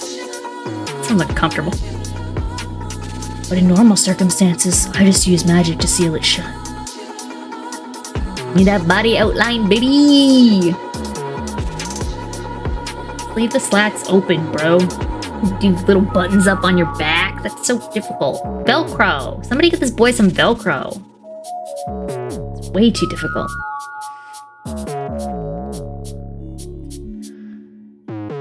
Seems like you have a great deal of magic constantly, in use at once. A shrug. It helps me work off the strain of my power. The magic needs release, draining, or else it'll build up and drive me insane.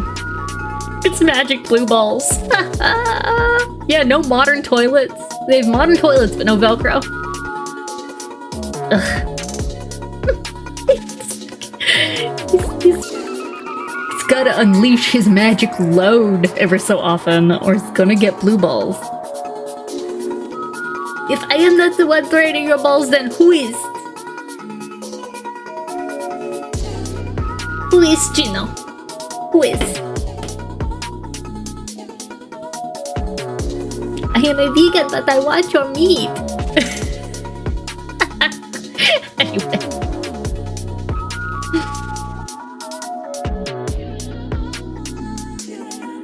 That's why we call the Illyrian stones siphons.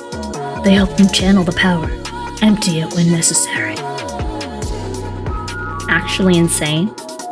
I set aside the empty stew bowl, and removed the lid from the meat pie.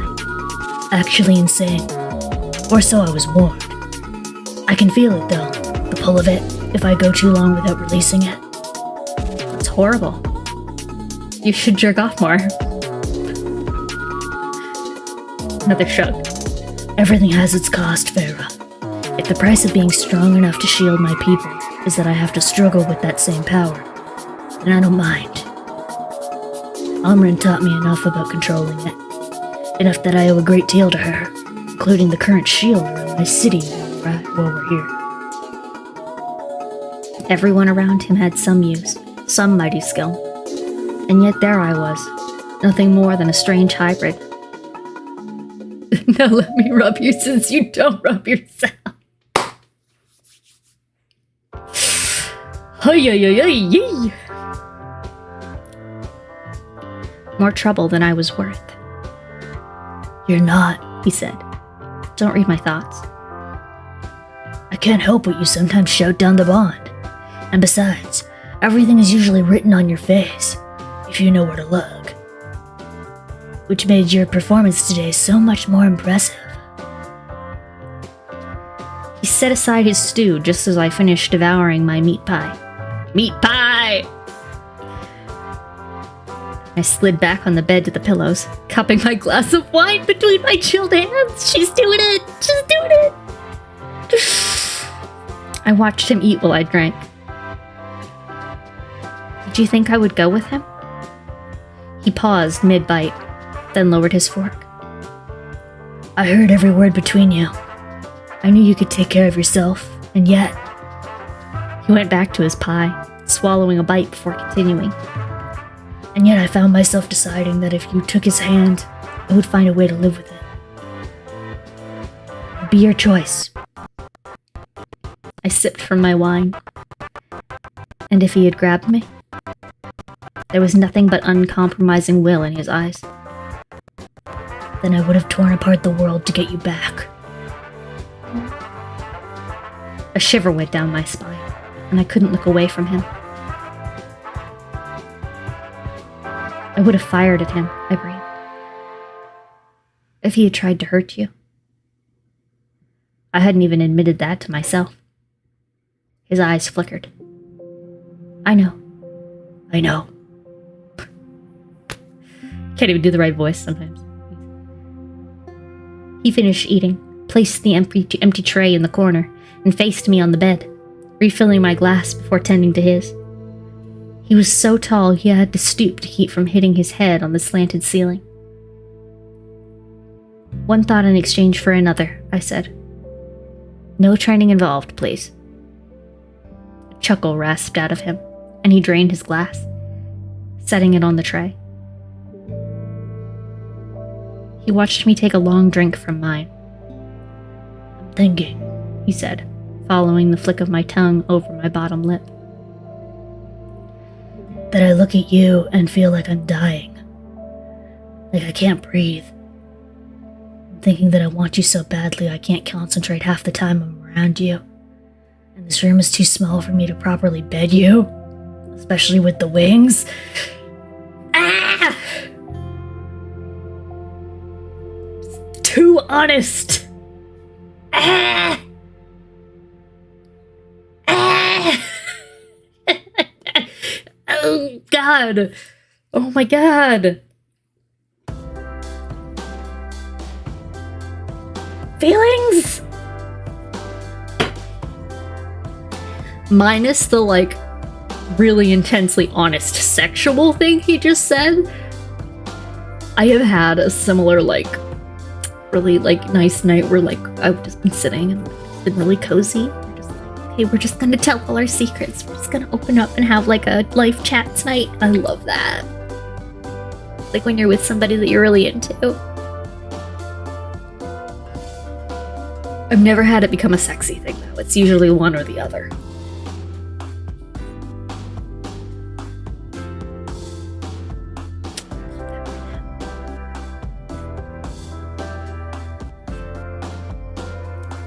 My heart stumbled a beat.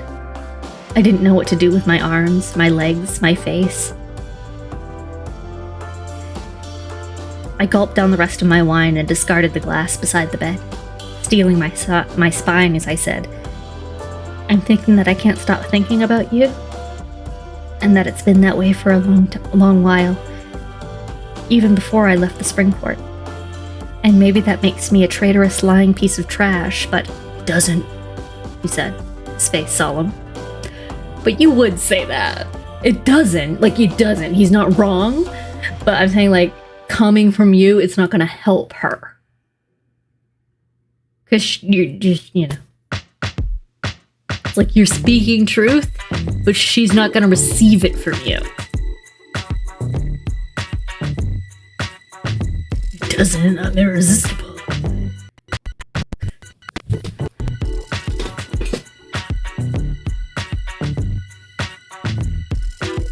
But it did. I wanted to see Rasand during those weeks between visits. I hadn't cared when Tamlin stopped visiting my bedroom. Oh, he stopped coming to fuck you? I don't remember that happening. Tamlin had given up on me, but I'd also given up on him. And I was a lying piece of trash for it.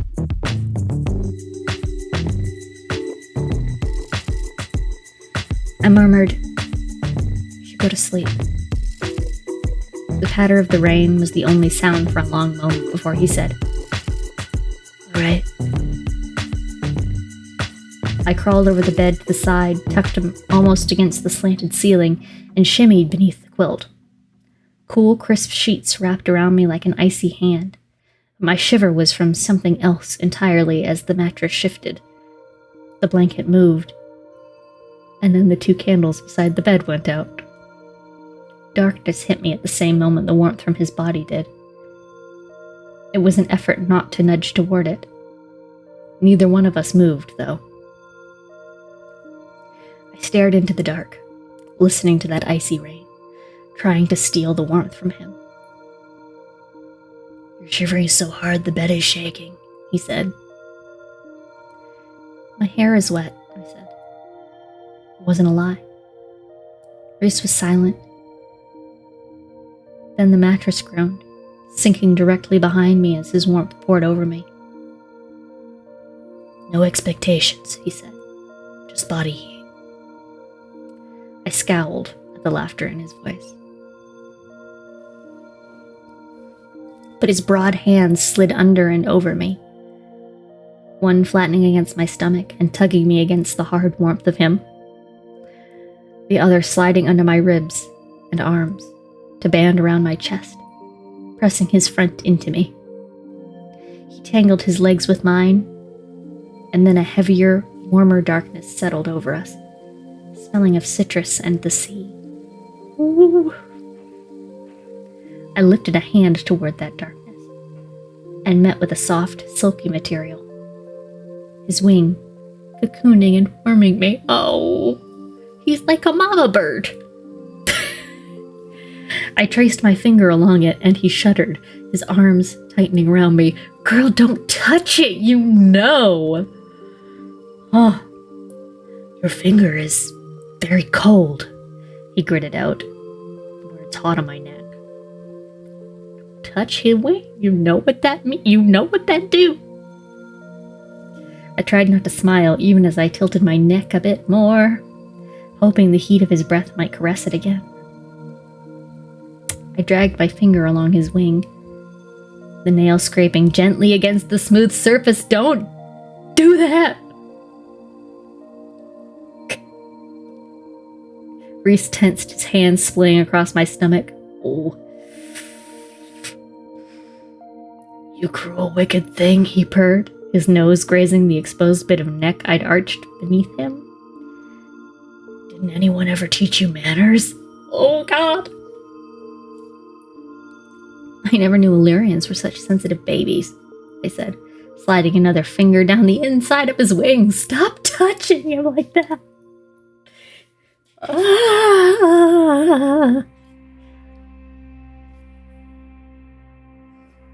Can't believe I have to do this. Oh, guys. Something hard pushed against my behind. Heat flooded me, and I went taut and loose all at once. I stroked his wing again, 2 fingers now, and he twitched against my backside in time with the caress. Oh, God. Yep, he's humping. You should, Oh,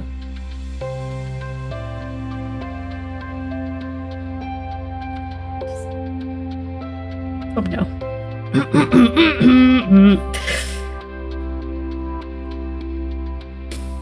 The fingers he'd spread over my stomach began to make idle, lazy strokes. He swirled one around my navel, and I inched imperceptibly closer. Oh, God. Grinding up against him, arching a bit more to give that other hand access to my breasts.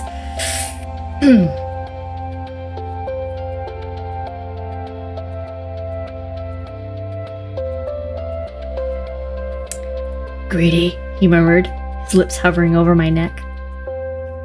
First you terrorize me with your cold hands. Now you want... What is it you want, Feyre? What do you want? Breast friends. Oh, God. More. I almost begged him as his fingers traveled down the slope of my breasts, while his other hand continued its idle stroking along my stomach, my abdomen.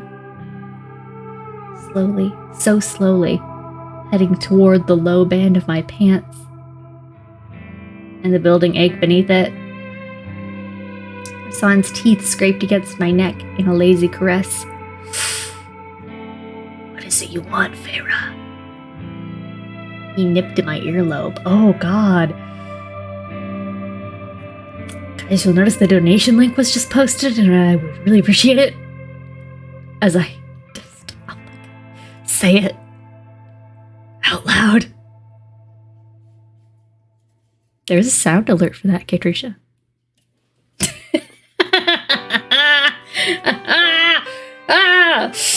Oh my God. Oh. I cried out just a little, arching fully against him, as if I could get that hand to slip exactly to where I wanted it. I knew what he wanted me to say. I wouldn't give him the satisfaction of it. Not yet. So I said, well, yes, there's that sound alert also. So say yes, you are correct. Yes, that's there. I want a distraction. It was breathless. I want fun. His body again tensed behind mine, and I wondered if he somehow didn't see it for the lie it was. If he thought that was all I indeed wanted. But his hands resumed their roaming.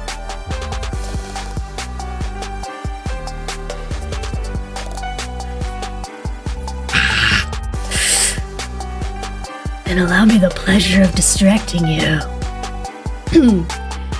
He slipped a hand beneath the top of my sweater, diving clean under my shirt. Skin to skin, the calluses of his hands made me groan as they scraped the top of my breast and circled around my peaked nipple. I love these. He breathed onto my neck, his hand sliding to my other breast. You have no idea how much I love these. He loves her titties. The sweater's so chunky. How'd he find his way? Oh my god.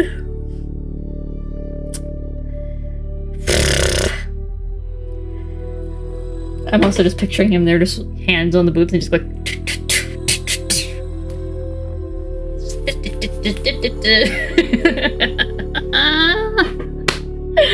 Oh my god. I groaned as he caressed a knuckle against my nipple. Maybe just saying it louder will help make it less weird. And I bowed into the touch, silently begging him. He was hard as granite behind me. And I ground against him, eliciting a soft, wicked hiss from him. Stop that, he snarled onto my skin. You'll ruin my fun. What? What? I would do no such thing. I began twisting, reaching for him, needing to just feel him, but he clicked his tongue and pushed himself harder against me until there was no room for my hand to even slide in.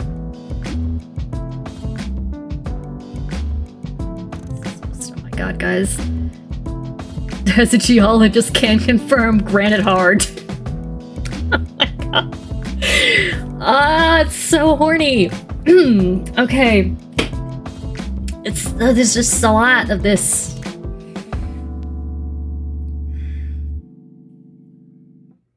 The donation link is in chat.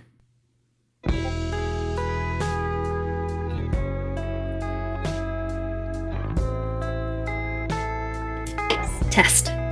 The universe is testing me. Okay. I want to touch you first, he said, his voice so guttural I barely recognized it. Just let me touch you. He palmed my breast for emphasis. He just loves titties. It was enough of a broken plea that I paused, yielding as his other hand again trailed lazy lines on my stomach.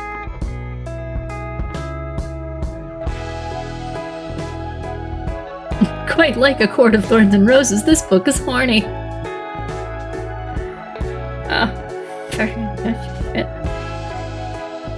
I can't breathe when I look at you. Let me touch you. Because I was jealous and pissed off. She's mine. Shut up the thoughts, the bits and pieces he'd given me. Reese slid his finger along the band of my pants again. A cat playing with its dinner. Again. Please, I managed to say.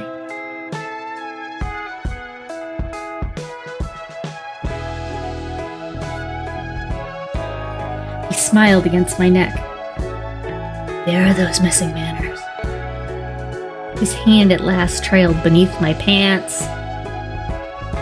First brush of him against me dragged a groan from deep in my throat.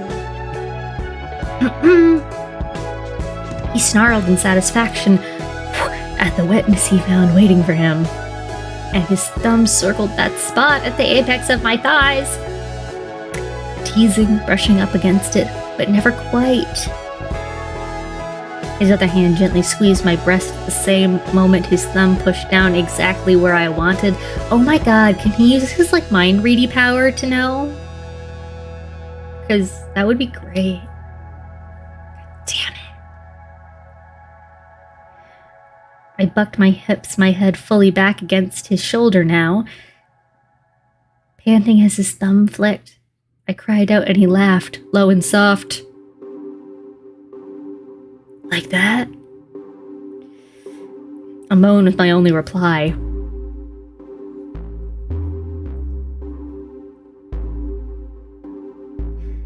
Yeah, Sote, I guess that's a way you could put it. Holy moly. His fingers slid down, slow and brazen, straight through the core of me. And every point in my body, my mind, my soul, narrowed to the feeling of his fingers poised like they're... Fingers poised there like he had all the time in the world. Bastard. Please, I said again. And I ground my ass against him for emphasis. She said ass. Oh, don't bring Batman into this right now, Carla. I don't think I can handle it if you bring Batman in right now. Okay? Fucking horny is part of the... Damn it.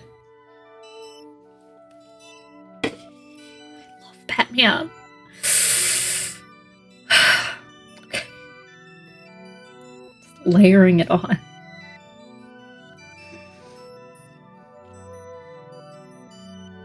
He hissed at the contact and slid a finger inside me. He swore. Vera. But I'd already just started to move on him. And he swore again in a long exhale. His lips pressed into my neck, kissing up toward my ear. I let out a moan so loud it drowned out the rain as he slid in a second finger,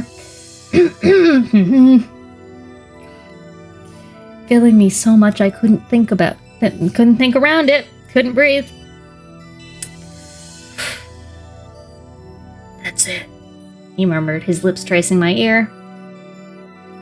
Yeah, Yep. Did I tell you guys that when I saw my mom, she mentioned she was also reading this? And told me that this wasn't even that dirty. And that she's read way worse. Like, I mean, yeah, but... Jeez Louise.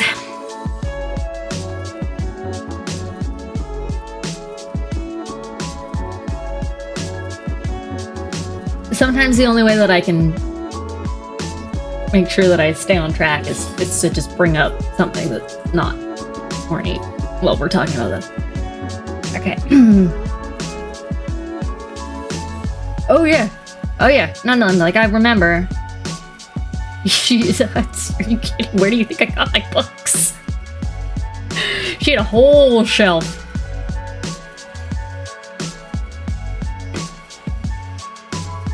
That also sounds fun, yes, Queen? That's what I mean. Like, having a literal mental bond with your partner is probably great. But yeah, my mom is not a repressed person. Which is why I don't understand why she's with my dad, honestly.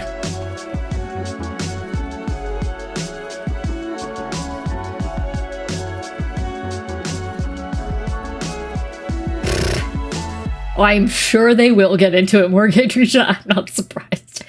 Okay. I was sick of my neck and ear getting such attention. I twisted as much as I could and found him staring at me, at the hand down the front of my pants, watching me move on him. He was still staring at me when I captured his mouth with my own, biting on his lower lip.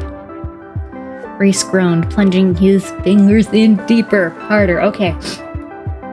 I didn't care. I didn't care one bit about what I was and who I was and where I'd been as I yielded fully to him, opening my mouth. His tongue swept in, moving in a way that I knew exactly what he'd do if he got between my legs. God, guys, this is really difficult to do this. It's very hard to do. His fingers plunged in and out, slow and hard, and my very existence narrowed to the feel of them, to the tightness in me, ratcheting up. With every deep stroke, every echoing thrust of his tongue in my mouth. The greener that bar gets, the less complicated this will be for me to do. The less afflicted I will feel about it. Potentially. Just saying. Does that make it less sexy for everybody? I just keep making it a plea for money. Pay me! Oh, so many of you are so loyal and beautiful. I don't even need to do that. Anyway. You have no idea how much He cut himself off and groaned again. Farah. The sound of my name on his lips was my undoing. Release barreled down my spine, and I cried out, only to have his lips cover mine, as if he could devour the sound. Ew. His tongue flicked the roof of my mouth while I shuddered around him, clenching tight. He swore again, breathing hard. Fingers stroking me through the last throes of it until I was limp and trembling in his arms. I couldn't breathe hard enough, fast enough, as Reese withdrew his fingers, pulling back so I could meet his stare. Said, I wanted to do that when I felt how drenched you were at the Court of Nightmares. Wanted to have you right there in the middle of everyone. Mostly I just wanted to do this. His eyes held mine as he brought those fingers. Sir! As he brought those fingers to his mouth and sucked on them. Jesus Christ. What is with the bodily fluids, people?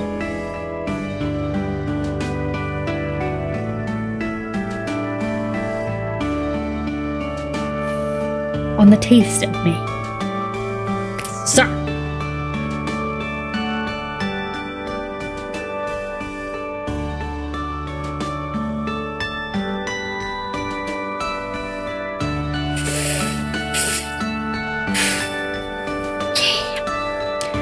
I was going to eat him alive. I slid a hand.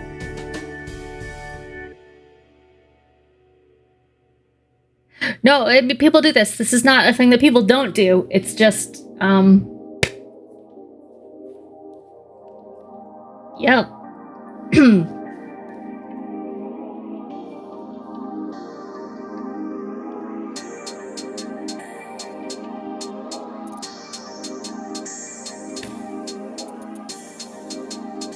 I slid a hand up to his chest to pin him down, but he gripped my wrist.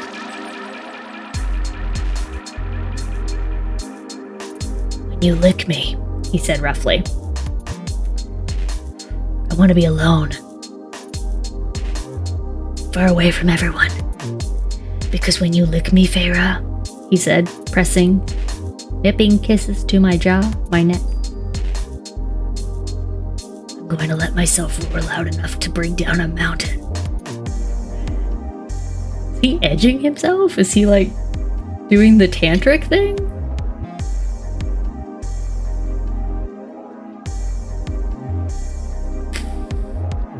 Dude. I was instantly liquid again, and he laughed under his breath. When I lick you, He said, sliding his arms around me and tucking me in tight down.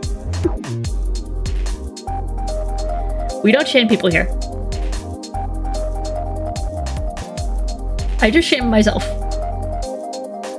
My uncomfortable, repressed upbringing that makes this complicated for me to do.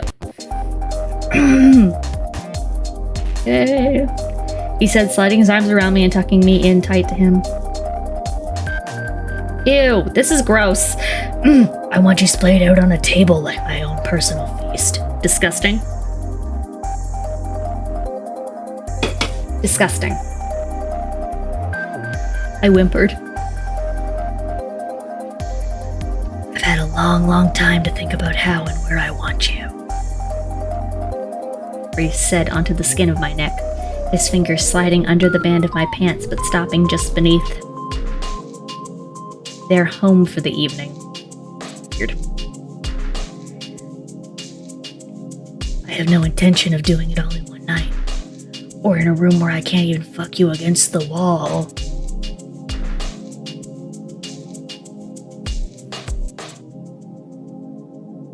He's the kind of guy that would do the eating sushi off a lady. Oof. I shuddered. Guys, he remained long and hard against me. I had to feel him, had to get that considerable length inside me. Sleep, he said. He might as well have commanded me to breathe underwater. But he began stroking my body again, not to arouse, but to soothe. Long, luxurious strokes down my stomach, my sides. Sleep found me faster than I thought.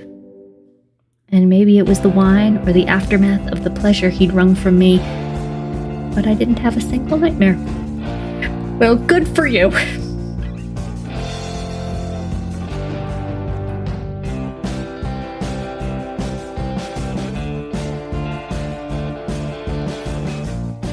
Yeah, that was really steamy. That was a lot.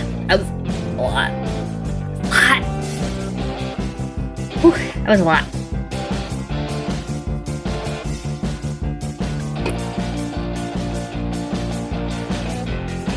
It's great. Honestly, it's great. They communicate really well. Is that what's hot about it?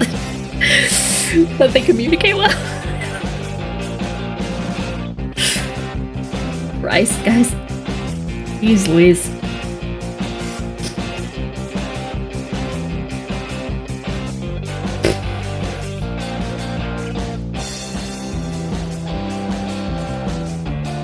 Or one step closer. Chapter 49.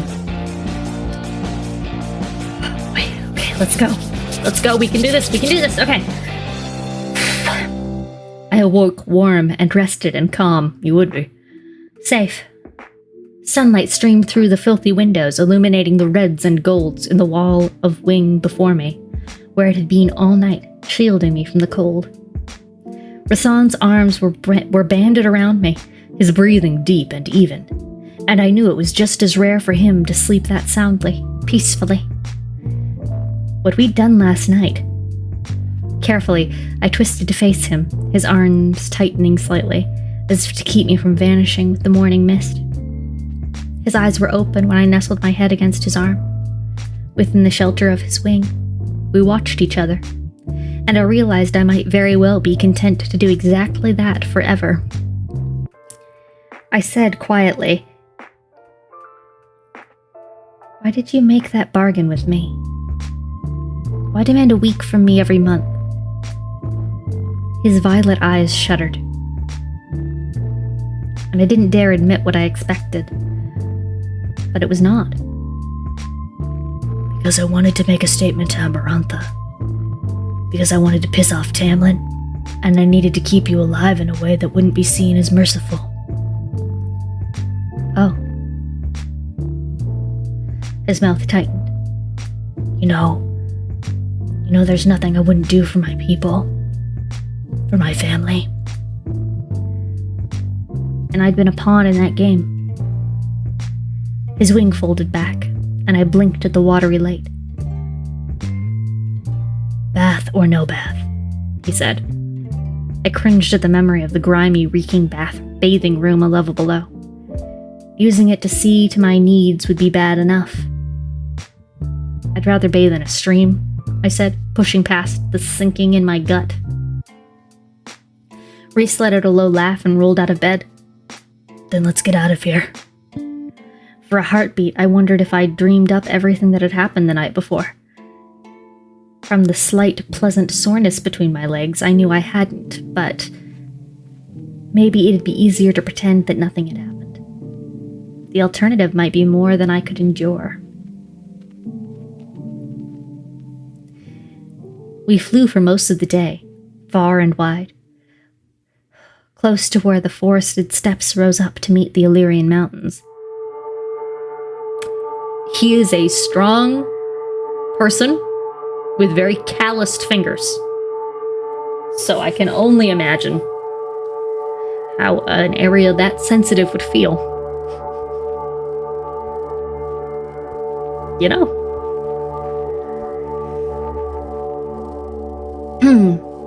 We didn't speak of the night before. We barely spoke at all. Another clearing. Another day of playing with my power. Summoning wings, winnowing, fire and ice and water, and now wind.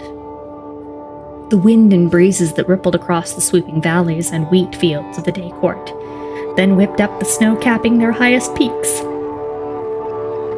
Hiccups. I could feel the words rising in him as the hours passed. I'd catch him watching me whenever I paused for a break, catch him opening up his mouth, and then shutting it. It rained at one point, and then turned colder and colder with the cloud cover. We had yet to stay in the woods past dark, and I wondered what sort of creatures might prowl through them. The sun was indeed sinking by the time Reese gathered me into his arms and took the skies. There was only the wind and his warmth, and the boom of his powerful wings. She should be summoning wings and flying with him, to practice. But then he can't hold her. I ventured, "What is it?" His attention remained on the dark pines sweeping past. There's one more story I need to tell you. I waited. He didn't continue. Put my hand against his cheek, the first intimate touch we'd had all day. His skin was chilled, his eyes bleak as they slid to me. "I don't walk away. Not from you," I swore quietly. His gaze softened. Vera. Of course, Reese roared in pain, arching against me. I felt the impact, felt blinding pain through the bond that ripped through my own mental shields, felt the shudder of the dozen places the arrows struck him as they shot from bows hidden beneath the forest canopy. And then we were falling. Reese gripped me, and his magic twisted around us in a dark wind, readying to winnow us out. It failed. Failed, because those were ash arrows through him, through his wings. They'd tracked us. Yesterday, the little magic he'd used with Lucian, they'd somehow tracked it and found us even so far away. More arrows. Reese flung out his power. Too late. Arrows shredded his wings, struck his legs. And I think I was screaming, not for fear as we plummeted, but for him, for the blood and the greenish sheen on those arrows. Not just ash, but poison. A dark wind, his power, slammed into me, and then I was being thrown far and wide as he sent me tumbling beyond the arrow's range, tumbling through the air. Reese's roar of wrath shook the forest, the mountains beyond. Birds rose up in waves, taking to the skies, fleeing that bellow. I slammed into the dense canopy, my body barking in agony as I shattered through wood and pine and leaf, down and down. Focus, focus, focus. I flung out a wave of that hard air that had once shielded me from Tamlin's temper, threw it out beneath me like a net. I collided with an invisible wall so solid I thought my right arm might snap, but I stopped, falling through the branches.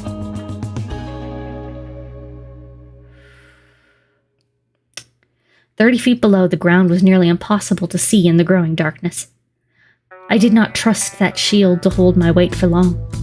I scrambled across it, trying not to look down, and leaped the last few feet onto the wide pine bough. Hurtling over the wood, I reached the trunk and clung to it, panting, reordering my mind around the pain, the steadiness of being on ground. I listened for Reese, for his wings, for his next roar. Nothing. No sign of the archers who he'd been no sign of the archers who he'd been falling to meet, who he'd thrown me far, far away from.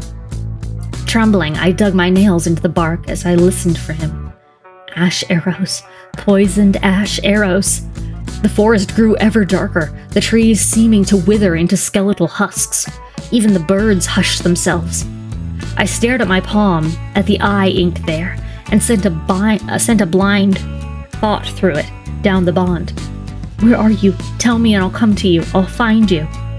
There was no wall of onyx adamant at the end of the bond, only endless shadow. Things, great enormous things, were rustling in the forest. Resand, No response. The last of the light slipped away. Rasand, please. No sound, and the bond between us? Silent. I'd always felt it protecting me, seducing me, laughing at me on the other side of my shields. And now, it had vanished. A guttural howl rippled from the distance, like rocks scraping against each other. Every hair on my body rose. We never stayed out here past sunset. I took steadying breaths, knocking one of my few remaining arrows into my bow. On the ground, something sleek and dark slithered past, the leaves crunching under what looked to be enormous paws, tipped in needle-like claws. Something began screaming, high, panicked screeches, as if it were being torn apart. Not Reese, something else. I began shaking again, the tip of my arrow gleaming as it shuddered with me. Where are you? Where are you? Where are you? Let me find you! Let me find you! Let me find you! I unstrung my bow. Any bit of light might give me away. Darkness was my ally. Darkness might shield me. It had been anger the first time I'd winnowed, and anger the second time I'd done it. Reese was hurt. They had hurt him, targeted him, and now, it was not hot anger that poured through me, but something ancient and frozen and so vicious that it honed my focus into razor sharpness. And if I wanted to track him, if I wanted to get to the spot I'd last seen him, I'd become a figment of darkness, too. I was running down the branch just as something crashed through the brush nearby, snarling and hissing. But I folded myself into smoke and starlight and winnowed from the edge of my branch and into the tree across from me. The creature below loosed a cry, but I paid it no heed. I was night. I was wind. I am the night. I am vengeance. Sorry. Tree to tree, I winnowed, so fast the beasts roaming the forest floor barely registered my presence. And if I could grow claws and wings, I could change my eyes, too. I'd hunted at dusk often enough to see how animal eyes worked, how they glowed. Cool command had my own eyes widening, shifting, a temporary blindness as I winnowed between trees again, running down a wide branch and winnowing through the air for the next. I landed, and the night forest became bright, and the things prowling on the forest floor below, I didn't look at them. No, I kept my attention on winnowing through the trees until I was on the outskirts of the spot where we'd been attacked, all the while tugging on that bond, searching for that familiar wall on the other side of it. Then, an arrow was stuck in the branches high above me. I winnowed onto the broad bough, and when I yanked out that length of ash wood, when I felt my immortal body quail in its presence, a low snarl slipped out of me. I hadn't been able to count how many arrows Reese had taken, how many he'd shielded me from, using his own body. I shoved the arrow into my quiver and continued on, circling the area until I spotted another, down by the pine needle carpet. I thought frost might have gleamed in my wake as I winnowed in the direction the arrow would have been shot, finding another and another. I kept them all, until I discovered the place where the pine branches were broken and shattered. Finally, I smelled Reese, and the trees around me glimmered with ice as I spied his blood splattered on the branches, the ground, and ash arrows all around the site, as if an ambush had been waiting and unleashed a hail of hundreds, too fast for him to detect or avoid, especially if he'd been distracted with me. Distracted all day. I winnowed in bursts through the site, careful not to stay on the ground too long lest the creatures roaming nearby scent me. He'd fallen hard, the tracks told me, and they'd had to drag him away, quickly. They'd tried to hide the blood trail, but even without his mind speaking to me, I would find that scent anywhere. I would find that scent anywhere. They might have been good at concealing their tracks, but I was better. I continued my hunt, an ash arrow now knocked into my bow as I read the signs.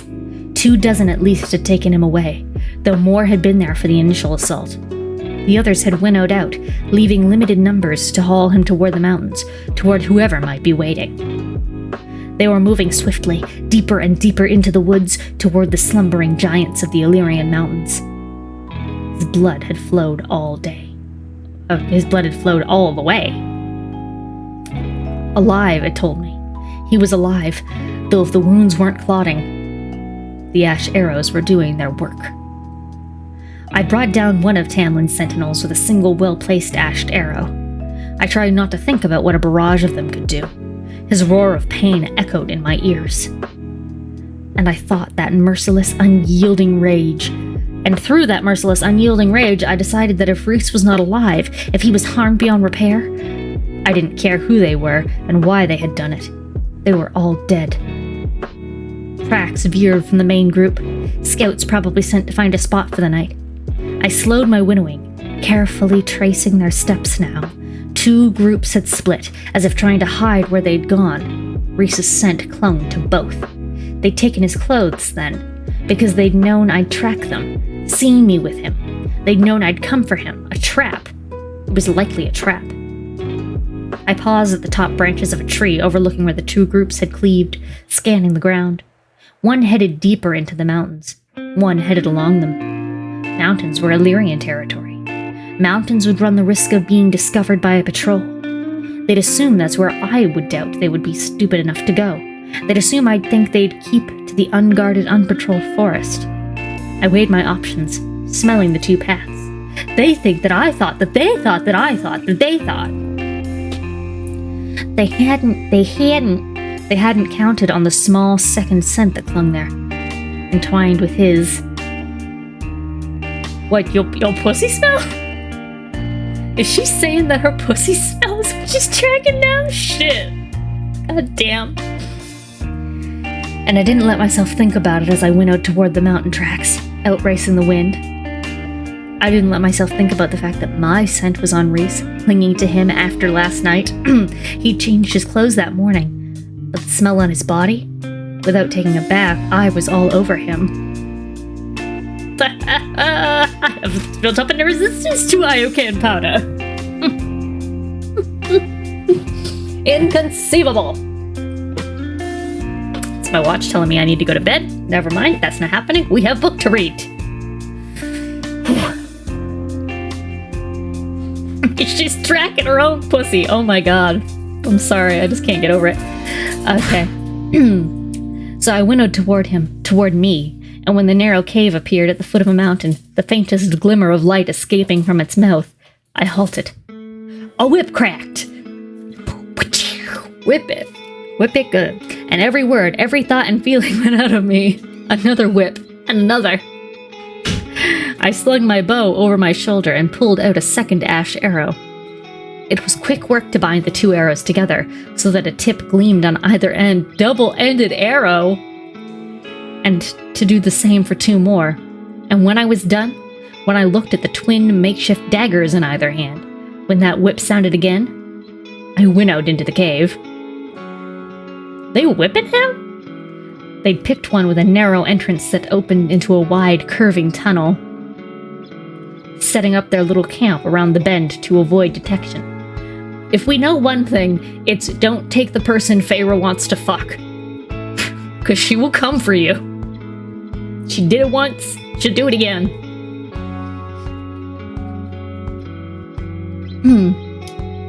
The scouts at the front, two high Fey males with unmarked armor who I didn't recognize, didn't notice as I went past. Two other scouts patrolled just inside the cave mouth, watching those at the front. I was there and vanished before they could spot me. I rounded the corner, time slipping and bending, and my night-dark eyes burned at the light. I changed them, winnowing between one link and the next, past the other two guards. And when I beheld the four others in that cave, beheld the tiny fire they'd built and what they'd already done to him, I pushed against the bond between us, almost sobbing as I felt that adamant wall. But there was nothing behind it, only silence. They'd found strange chains of bluish stone to spread his arms, suspend him from either wall of the cave. His body sagged from them, his back a ravaged slab of meat. And his wings? They'd left the ash arrows through his wings, 7 of them. His back to me, only the sight of the blood running down his skin told me he was alive. Ugh, he's gonna die. And it was enough. It was enough that I detonated. I winnowed to the 2 guards holding twin whips. They have whips. The others around them shouted as I dragged my ash arrows across their throats, deep and vicious, just like I'd done countless times while hunting. 1, 2, then they were on the ground, whips limp. Before the guards could attack, I winnowed again to the ones nearest. Blood sprayed. Winnow, strike. Winnow, strike. Those wings, those beautiful, powerful wings. The guards at the mouth of the cave had come rushing in. They were the last to die, and the blood on my hands felt different from what it had been like under the mountain. This blood, I savored. Blood for blood. Blood for every drop they'd spilled of his. This song is really happy for what's happening right now. But I'm not gonna change it. Silence filling the cave as their final shouts finished echoing, and I winnowed in front of Reese, shoving the bloody ash daggers into my belt. I gripped his face, pale. Too pale. But his eyes opened to slits and he groaned. I didn't say anything as I lunged for the chains holding him, trying not to notice the bloody handprints I'd left on him. The chains were like ice, worse than ice. They felt wrong. I pushed past the pain and strangeness of them, and the weakness that barreled down my spine and unlatched him. His knees slammed into the rock so hard I winced, but I rushed to the other arm, still upraised. Blood flowed down his back, his front, pooling in the dips between his muscles. "Reese," I breathed. I almost dropped to my own knees as I felt a flicker of him behind his mental shields, as if the pain and exhaustion had reduced it to window thinness. His wings, peppered with those arrows, remained spread, so painfully taut that I winced. "Reese, we need to winnow home." His eyes opened again, and he gasped. "Can't." Whatever poison was on those arrows, then his magic, his strength. We couldn't stay here, not when the other group was nearby. So I said, "Hold on," and gripped his hand before I threw us into night and smoke. Winnowing was so heavy, as if all the weight of him, all that power, dragged me back. It was like wading through mud. But I focused on the forest, on a moss-shrouded cave I'd seen earlier that day while slaking my thirst, tucked into the side of the riverbank. I'd peeked into it, and nothing but leaves had been within. At least it was safe, if not a bit damp. Better than being in the open. And it was our only option. Every mile was an effort, but I kept my grip on his hand, terrified that if I let go, I'd leave him somewhere I might never be able to find. And then we were there, in that cave, and he grunted in agony as we slammed into the wet, cold stone floor. "Reese," I pleaded, stumbling in the dark. Such impenetrable dark, and with those creatures around us, I didn't risk a fire. But he was so cold, and still bleeding. I willed my eyes to shift again, and my throat tightened at the damage. The lashings across his back kept dribbling blood, but the wings... I have to get these arrows out. He grunted again, hands braced on the floor, and the sight of him like that, unable to even make a sly comment or half smile. I went up to his wing. "This is going to hurt." I clenched my jaw as I studied the way they'd pierced the beautiful membrane. I'd have to snap the arrows in two and slide each end out. No, not snapping. I'd have to cut it, slowly, carefully, smoothly, to keep any shards and rough bits from causing further damage. Who knew what an ash splinter might do if it got stuck in there? "Do it," he panted, his voice hoarse. There were 7 arrows in total. 3 in his wings, 3 in this wing, 4 in the other. They'd removed the ones from his legs for whatever reason, the wounds already half clotted. Blood dripped on the floor. I took the knife from where it was strapped to my thigh, studied the entry wound, and gently gripped the shaft. But yeah, he hissed. I paused.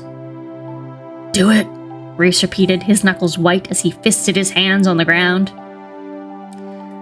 I set the small bit of serrated edge against the arrow and began sawing as gently as I could. The blood-soaked muscles of his back shifted and tensed, and his breathing turned sharp, uneven. Too slowly. I was going too slowly. But any faster, and it might hurt him more, might damage the sensitive wing. "Did you know," I said over the sound of my sawing, "that one summer when I was 17, Elaine bought me some paint? We did just enough to spend on extra things, and she bought me and Nesta presents. She didn't have enough for a full set, but bought me red and blue and yellow. I used them to the last drop, stretching them as much as I could, and painted little decorations in our cottage." His breath heaved out of him, and I finally sawed through the shaft. I didn't let him know what I was doing before I yanked out the arrowhead in a smooth pull. He swore, body locking up, and blood gushed out, then stopped. I almost loosed a sigh of relief. I set to work on the next arrow. I painted the table, the cabinets, the doorway, and we had this old black dresser in our room. One drawer for each of us. We didn't have much clothing to put in there anyway. I got through the second arrow faster, and he braced himself as I tugged it out. Blood flowed, then clotted. I started on the third. I painted flowers for Elaine on her dresser, I said, sawing and sawing. Little roses and begonias and irises. And for Nesta, the arrow clattered to the ground, and I ripped out the other end. I watched the blood flow and stop. Watched him slowly lower the wing to the ground, his body trembling.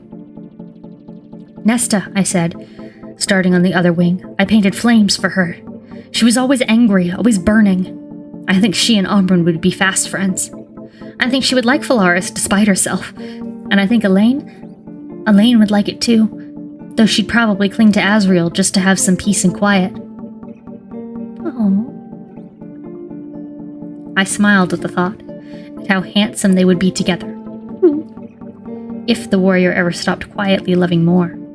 I doubted it. Azriel would likely love more until he was a whisper of darkness between the stars. I finished the fourth arrow and started on the fifth. Reese's voice was raw as he said to the floor, "What did you paint for yourself?"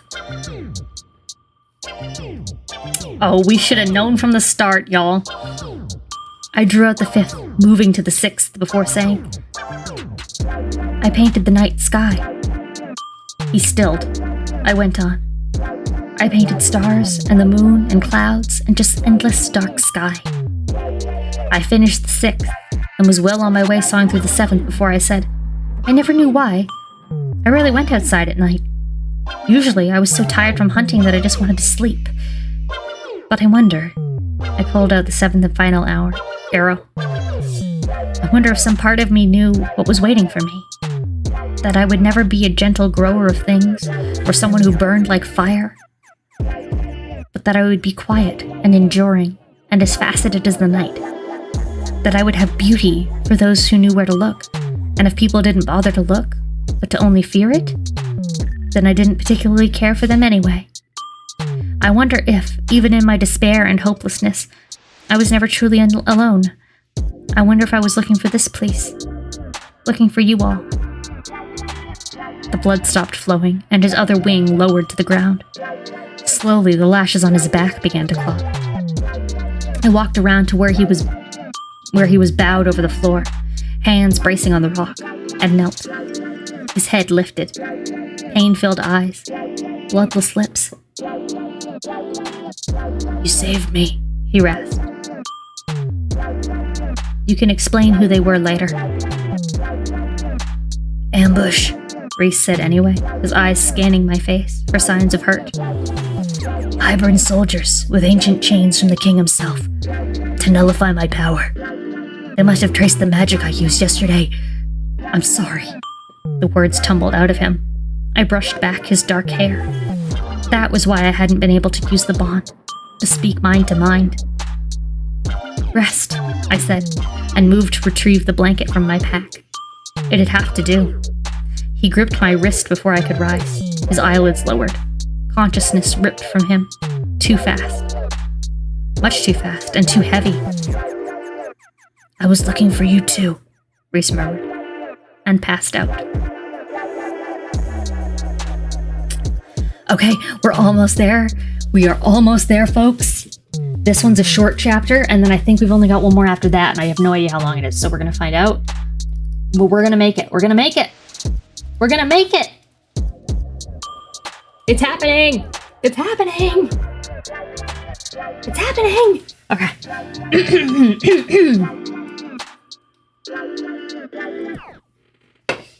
That was intense, though. Damn. Okay. I slept beside him, offering what warmth I could, monitoring the cave entrance the entirety of the night. Beasts in the forest prowled past in an endless parade, and only in the gray light before dawn did their snarls and hissing fade. Reese was unconscious as watery sunlight painted the stone walls, his skin clammy. I checked his wounds and found them barely healed, an oily sheen oozing from them. Ugh. And when I put a hand on his brow, I swore at the heat. Infection. Ah! Poison coated those arrows, and that poison remained in his body. The Illyrian camp was so distant that my own powers, feeble from the night before, wouldn't get us far. But if they had those horrible chains to nullify his powers, had ash arrows to bring him down, then that poison... An hour passed. He didn't get better. No, his golden skin was pale. Paling. His breaths were shallow. Reese, I said softly. He didn't move. I tried shaking him. If he could tell me what the poison was, maybe I could try to find something to help him. He did not awaken. Around midday, panic gripped me in a tight fist. I didn't know anything about poisons or remedies. And out here, so far from anyone, would Cassian track us down in time? Would more winnow in? I tried to rouse Reese over and over. The poison had dragged him down deep. I would not risk waiting for help to arrive.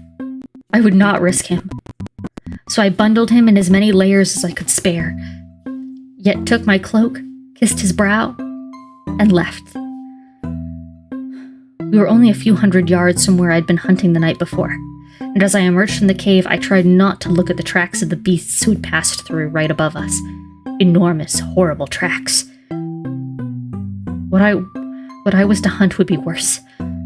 We were already near running water, so I made my trap close by, building my snare with hands that I refused to let shake. I placed the cloak, mostly new, rich, lovely, in the center of my snare, and I waited. An hour. 2.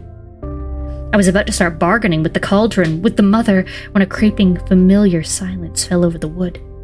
Rippling toward me, the birds stopped chirping, the wind stopped sighing in the pines. And when a crack sounded through the forest, followed by a screech that hollowed out my ears, I knocked an arrow into my bow and set off to see the surreal. We're seeing that thing again! It was as horrific as I remembered. Tattered robes barely concealing a body made of not skin, but what looked to be solid worn bone. Its lipless mouth held 2 large teeth. 2 large as in larger than they should be. Not 2 teeth. It's not a bucktooth thing. Ah, this dude. But his teeth are too big, and his fingers, long, spindly, clicked against each other while it weighed the fine cloak I'd laid in the center of my snare. I feel like I always picture every time I hear that, I think of like knitting needles clacking together. That's what it sounds like to me in my head.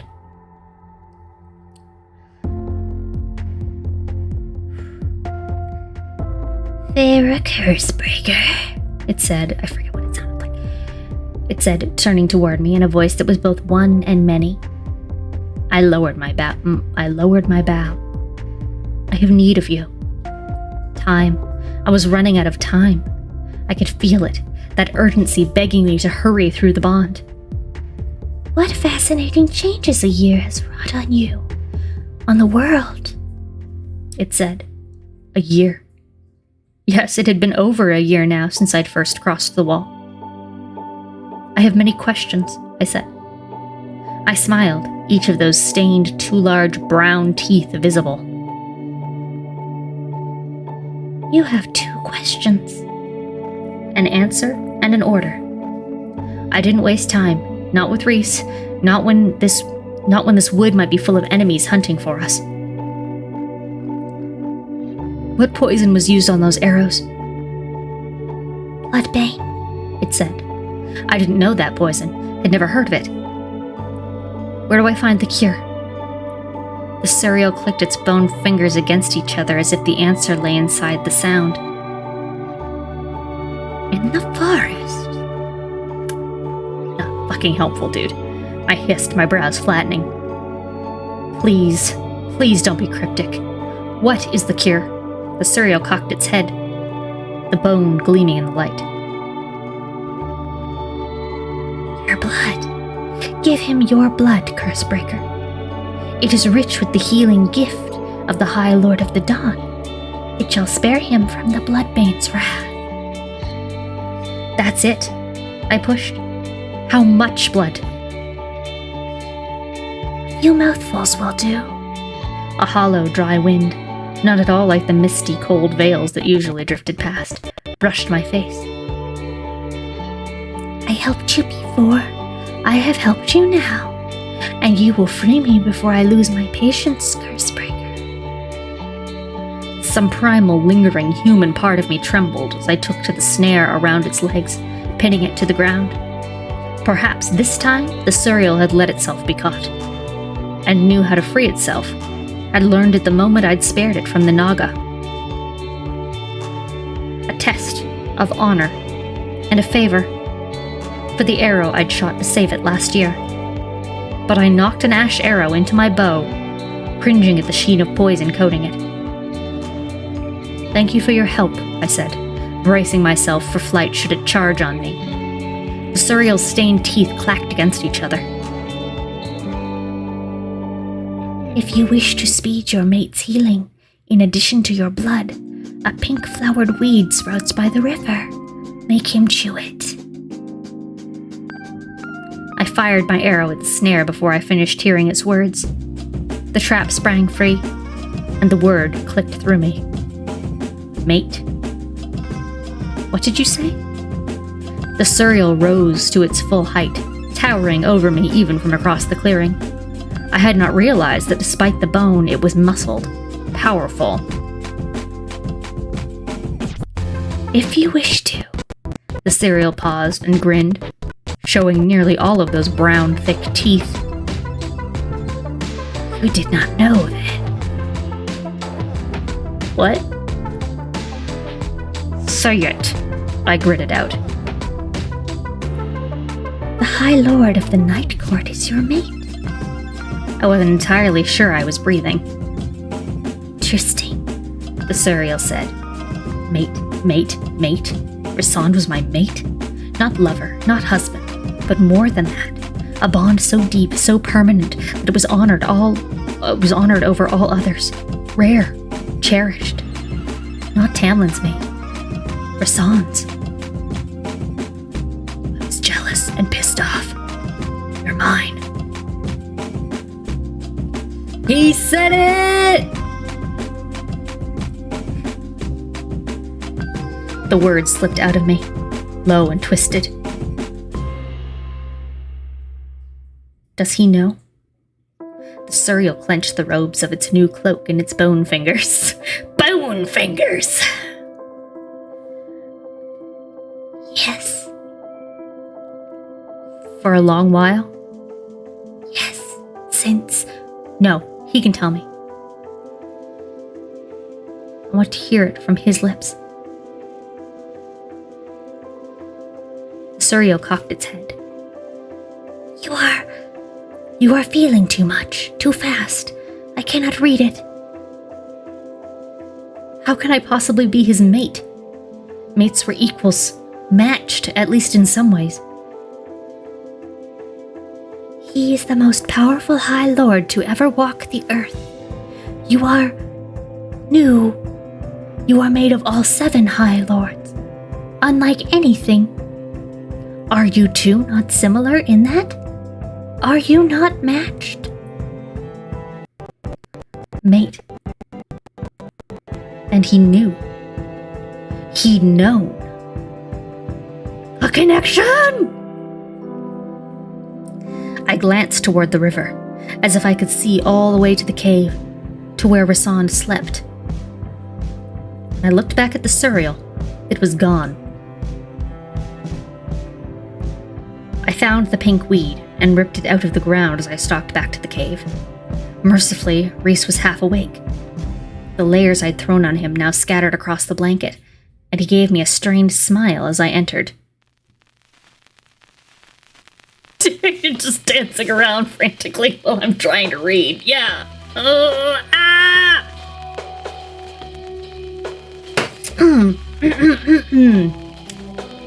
Okay. And he gave me a strange smile as I entered. I chucked the weed at him, showering his bare chest with soil. Chew on that. He blinked blearily at me. Mate. But he obeyed, frowning at the plant before he plucked off a few leaves and started chewing. He knows! God damn it! Whew. He grimaced as he swallowed. I tore off my jacket, shoved up my sleeve, and strode to him. He'd known, and kept it from me. Had the others known? Had they guessed? Did they know that I like him? Did they know that he likes me? Oh my god! Oh.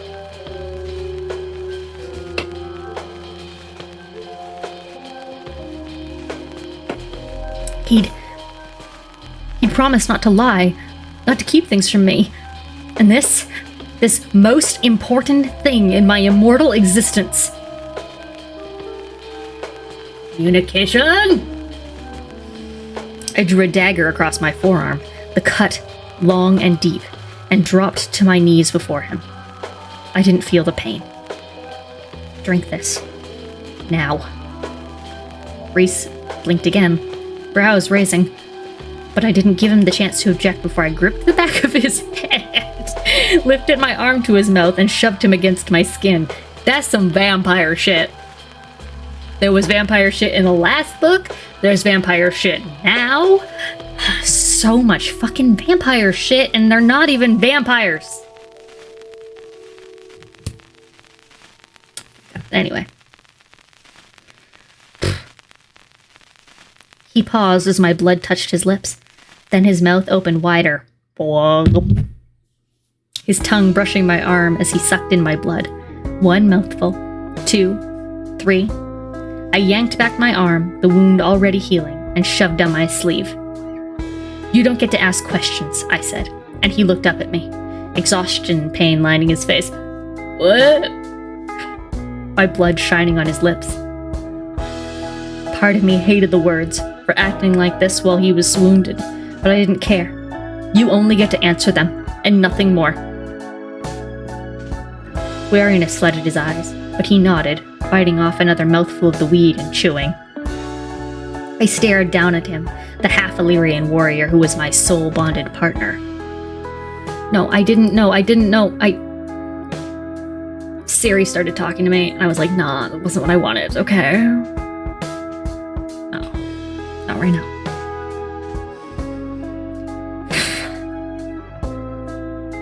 How long have you known that I'm your mate? Reese stilled. The entire world stilled. He swallowed. Feyre, how long have you known that I'm your mate? You ensnared the cereal?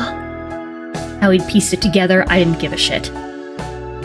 I said you don't get to ask questions. I thought something like panic might have flashed over his features. He chewed again on the plant as if it was instantly helped. As if he knew that he wanted to be at his full strength to face this. Face me. Color was already blooming on his cheeks, perhaps from whatever healing was in my blood. I suspected for a while, Reese said, swallowing once more. I knew for certain when Amarantha was killing you. And when we stood on the balcony under the mountain, right after we were freed, I felt it snap into place between us.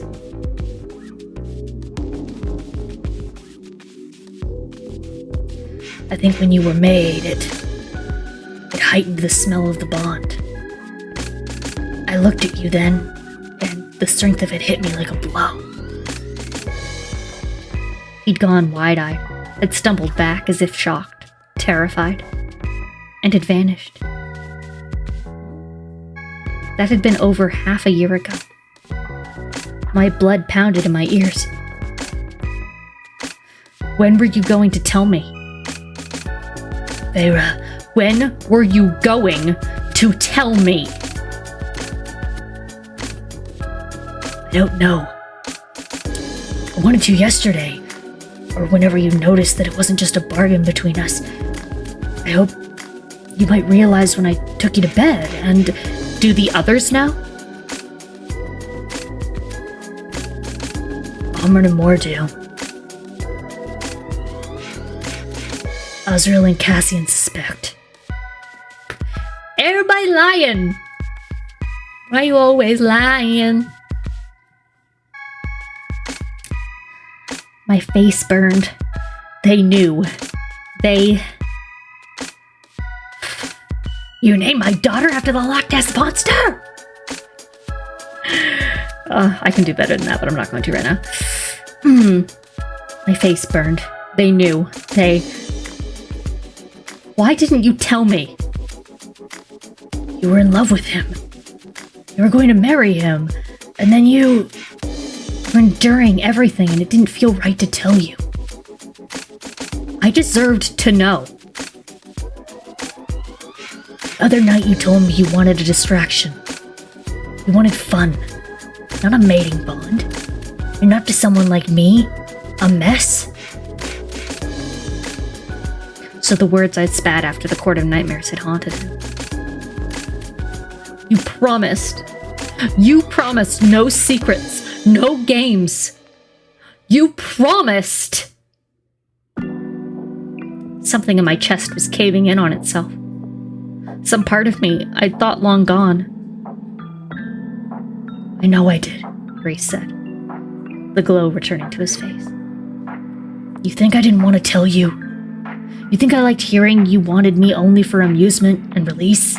You think it didn't drive me out of my mind so completely that those bastards shot me out of the sky because I was too busy wondering if I should just tell you or wait?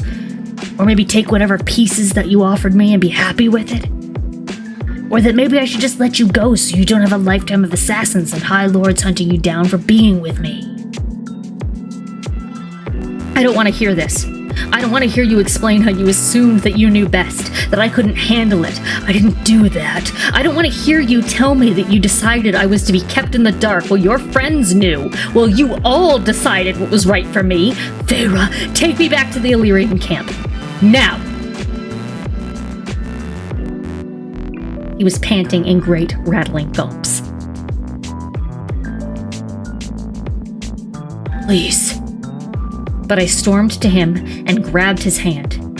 Take me back now! And I saw the pain and sorrow in his eyes. Saw it and didn't care. Not as that thing in my chest was twisting and breaking. Not as my heart ached so viciously that I realized it had somehow been repaired in these past few months. Repaired by him, and now it hurt. Reese saw all that and more on my face, and I saw nothing but agony in his as he rallied his strength and, grunting in pain, winnowed us into the Illyrian camp. She ain't wrong, but I get his point, but she ain't wrong. Correct, Carla. Okay, guys. Oh, chapter 51 is so short. Thank fucking God. I'm sorry, but thank God. Oh, it's so short. It's awesome. We're gonna finish it. We'll finish it. And then on Wednesday, we're gonna scream about it. And it's gonna be great. Okay, chapter 51. We slammed into freezing mud right outside the little stone house. I think he'd meant to winnow us into it, but his powers had given out. Across the yard, I spied Cassian, and more, at the window of the house, eating breakfast.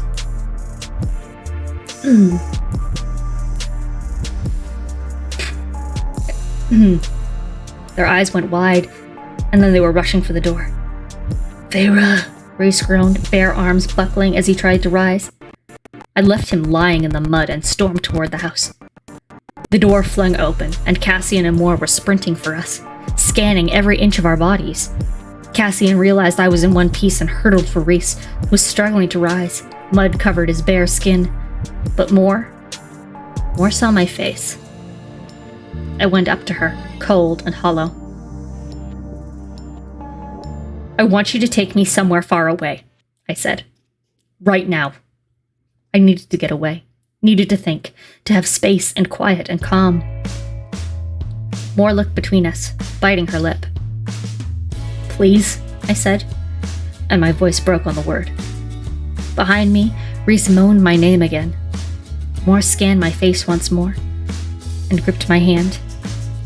We vanished into wind and night. Y'all, at some point during that, while I was yelling, I spit on my iPad. Had to clean that off. Gross. Brightness assaulted me, and I gobbled up my surroundings. Mountains and snow all around, fresh and gleaming in the midday light, so clean against the dirt on me.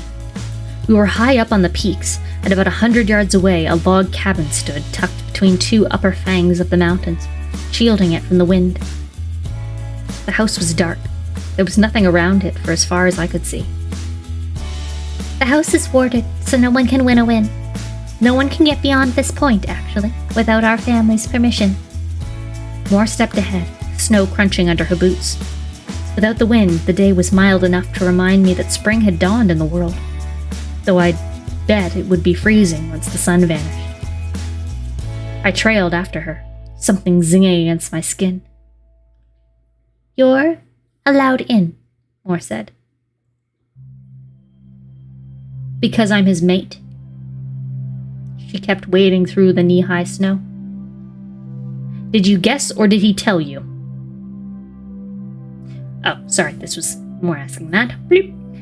Did you guess, or did he tell you? The Surreal told me, after I went to hunt it for information on how to heal him. She swore. Is he all right? He'll live, I said. She didn't ask any other questions, and I wasn't feeling generous enough to supply further information. We reached the door to the cabin, which she unlocked with a wave of her hand. A main wood-paneled room consisting of a kitchen to the right, a living area with a leather sofa covered in furs to the left, a small hall in the back that led to 2 bedrooms and a shared bathing room, and nothing else. We got sent up here for reflection when we were younger, Moore said. Reese used to smuggle in books and booze for me. I cringed at the sound of his name. It's perfect, I said tightly. Moore waved a hand, and a fire sprang to life in the hearth, heat flooding the room. Food landed on the counters of the kitchen, and something in the pipes groaned. No need for firewood, she said. It'll burn until you leave. She lifted a brow as if to ask when that would be. Oh, this cabin sounds lovely, I agree. I looked away. Please don't tell him where I am. He'll try to find you. Tell him I don't want to be found. Not for a while. Moore bit her lip. It's not my business. Then don't say anything. She did anyway. He wanted to tell you, and it killed him not to, but I've never seen him so happy as he is when he's with you, and I don't think that has anything to do with you being his mate. I don't care. She fell silent, and I could feel the words she wanted to say building up. So I said, Thank you for bringing me here. A polite dismissal. Moore bowed her head. I'll check back in 3 days. There are clothes in the bedrooms and all the hot water you want. The house is spelled to take care of you. Merely wish or speak for things and it'll be done. I only wanted solitude and quiet, but a hot bath sounded like a nice way to start. She left the cottage before I could say anything else. Alone, no one around for miles, I stood in the silent cabin and stared at nothing. That's the end. Ah! Ah! So much happened! Oh my god! Okay. I do want to live in that cabin. It's like literally a house made to take care of you. That's perfect. Alright, y'all. I'm not going to do a lot of hanging out now. We've been reading for 3 hours. We did it! Oh, sad, cozy girl winter! Oh, so sexy, so angry, so much of so many things. Oh, we made it, we're done. Now we can talk on Wednesday with Jackie. We can scream about all the things. Come with your notes. Come with your questions. We'll all have a chat. I love you. Oh my god, it is more like 4.5 hours. Jeez Louise. Forgot that there was a part where we got kicked out. Okay. I need to go eat. I love all of you. Just come, why don't you, eh? Alright, I will see you all later. Thanks for hanging. Goodbye. I'm excited too. I got feelings. We'll talk about it on Wednesday. Bye, everybody. Oh, boy.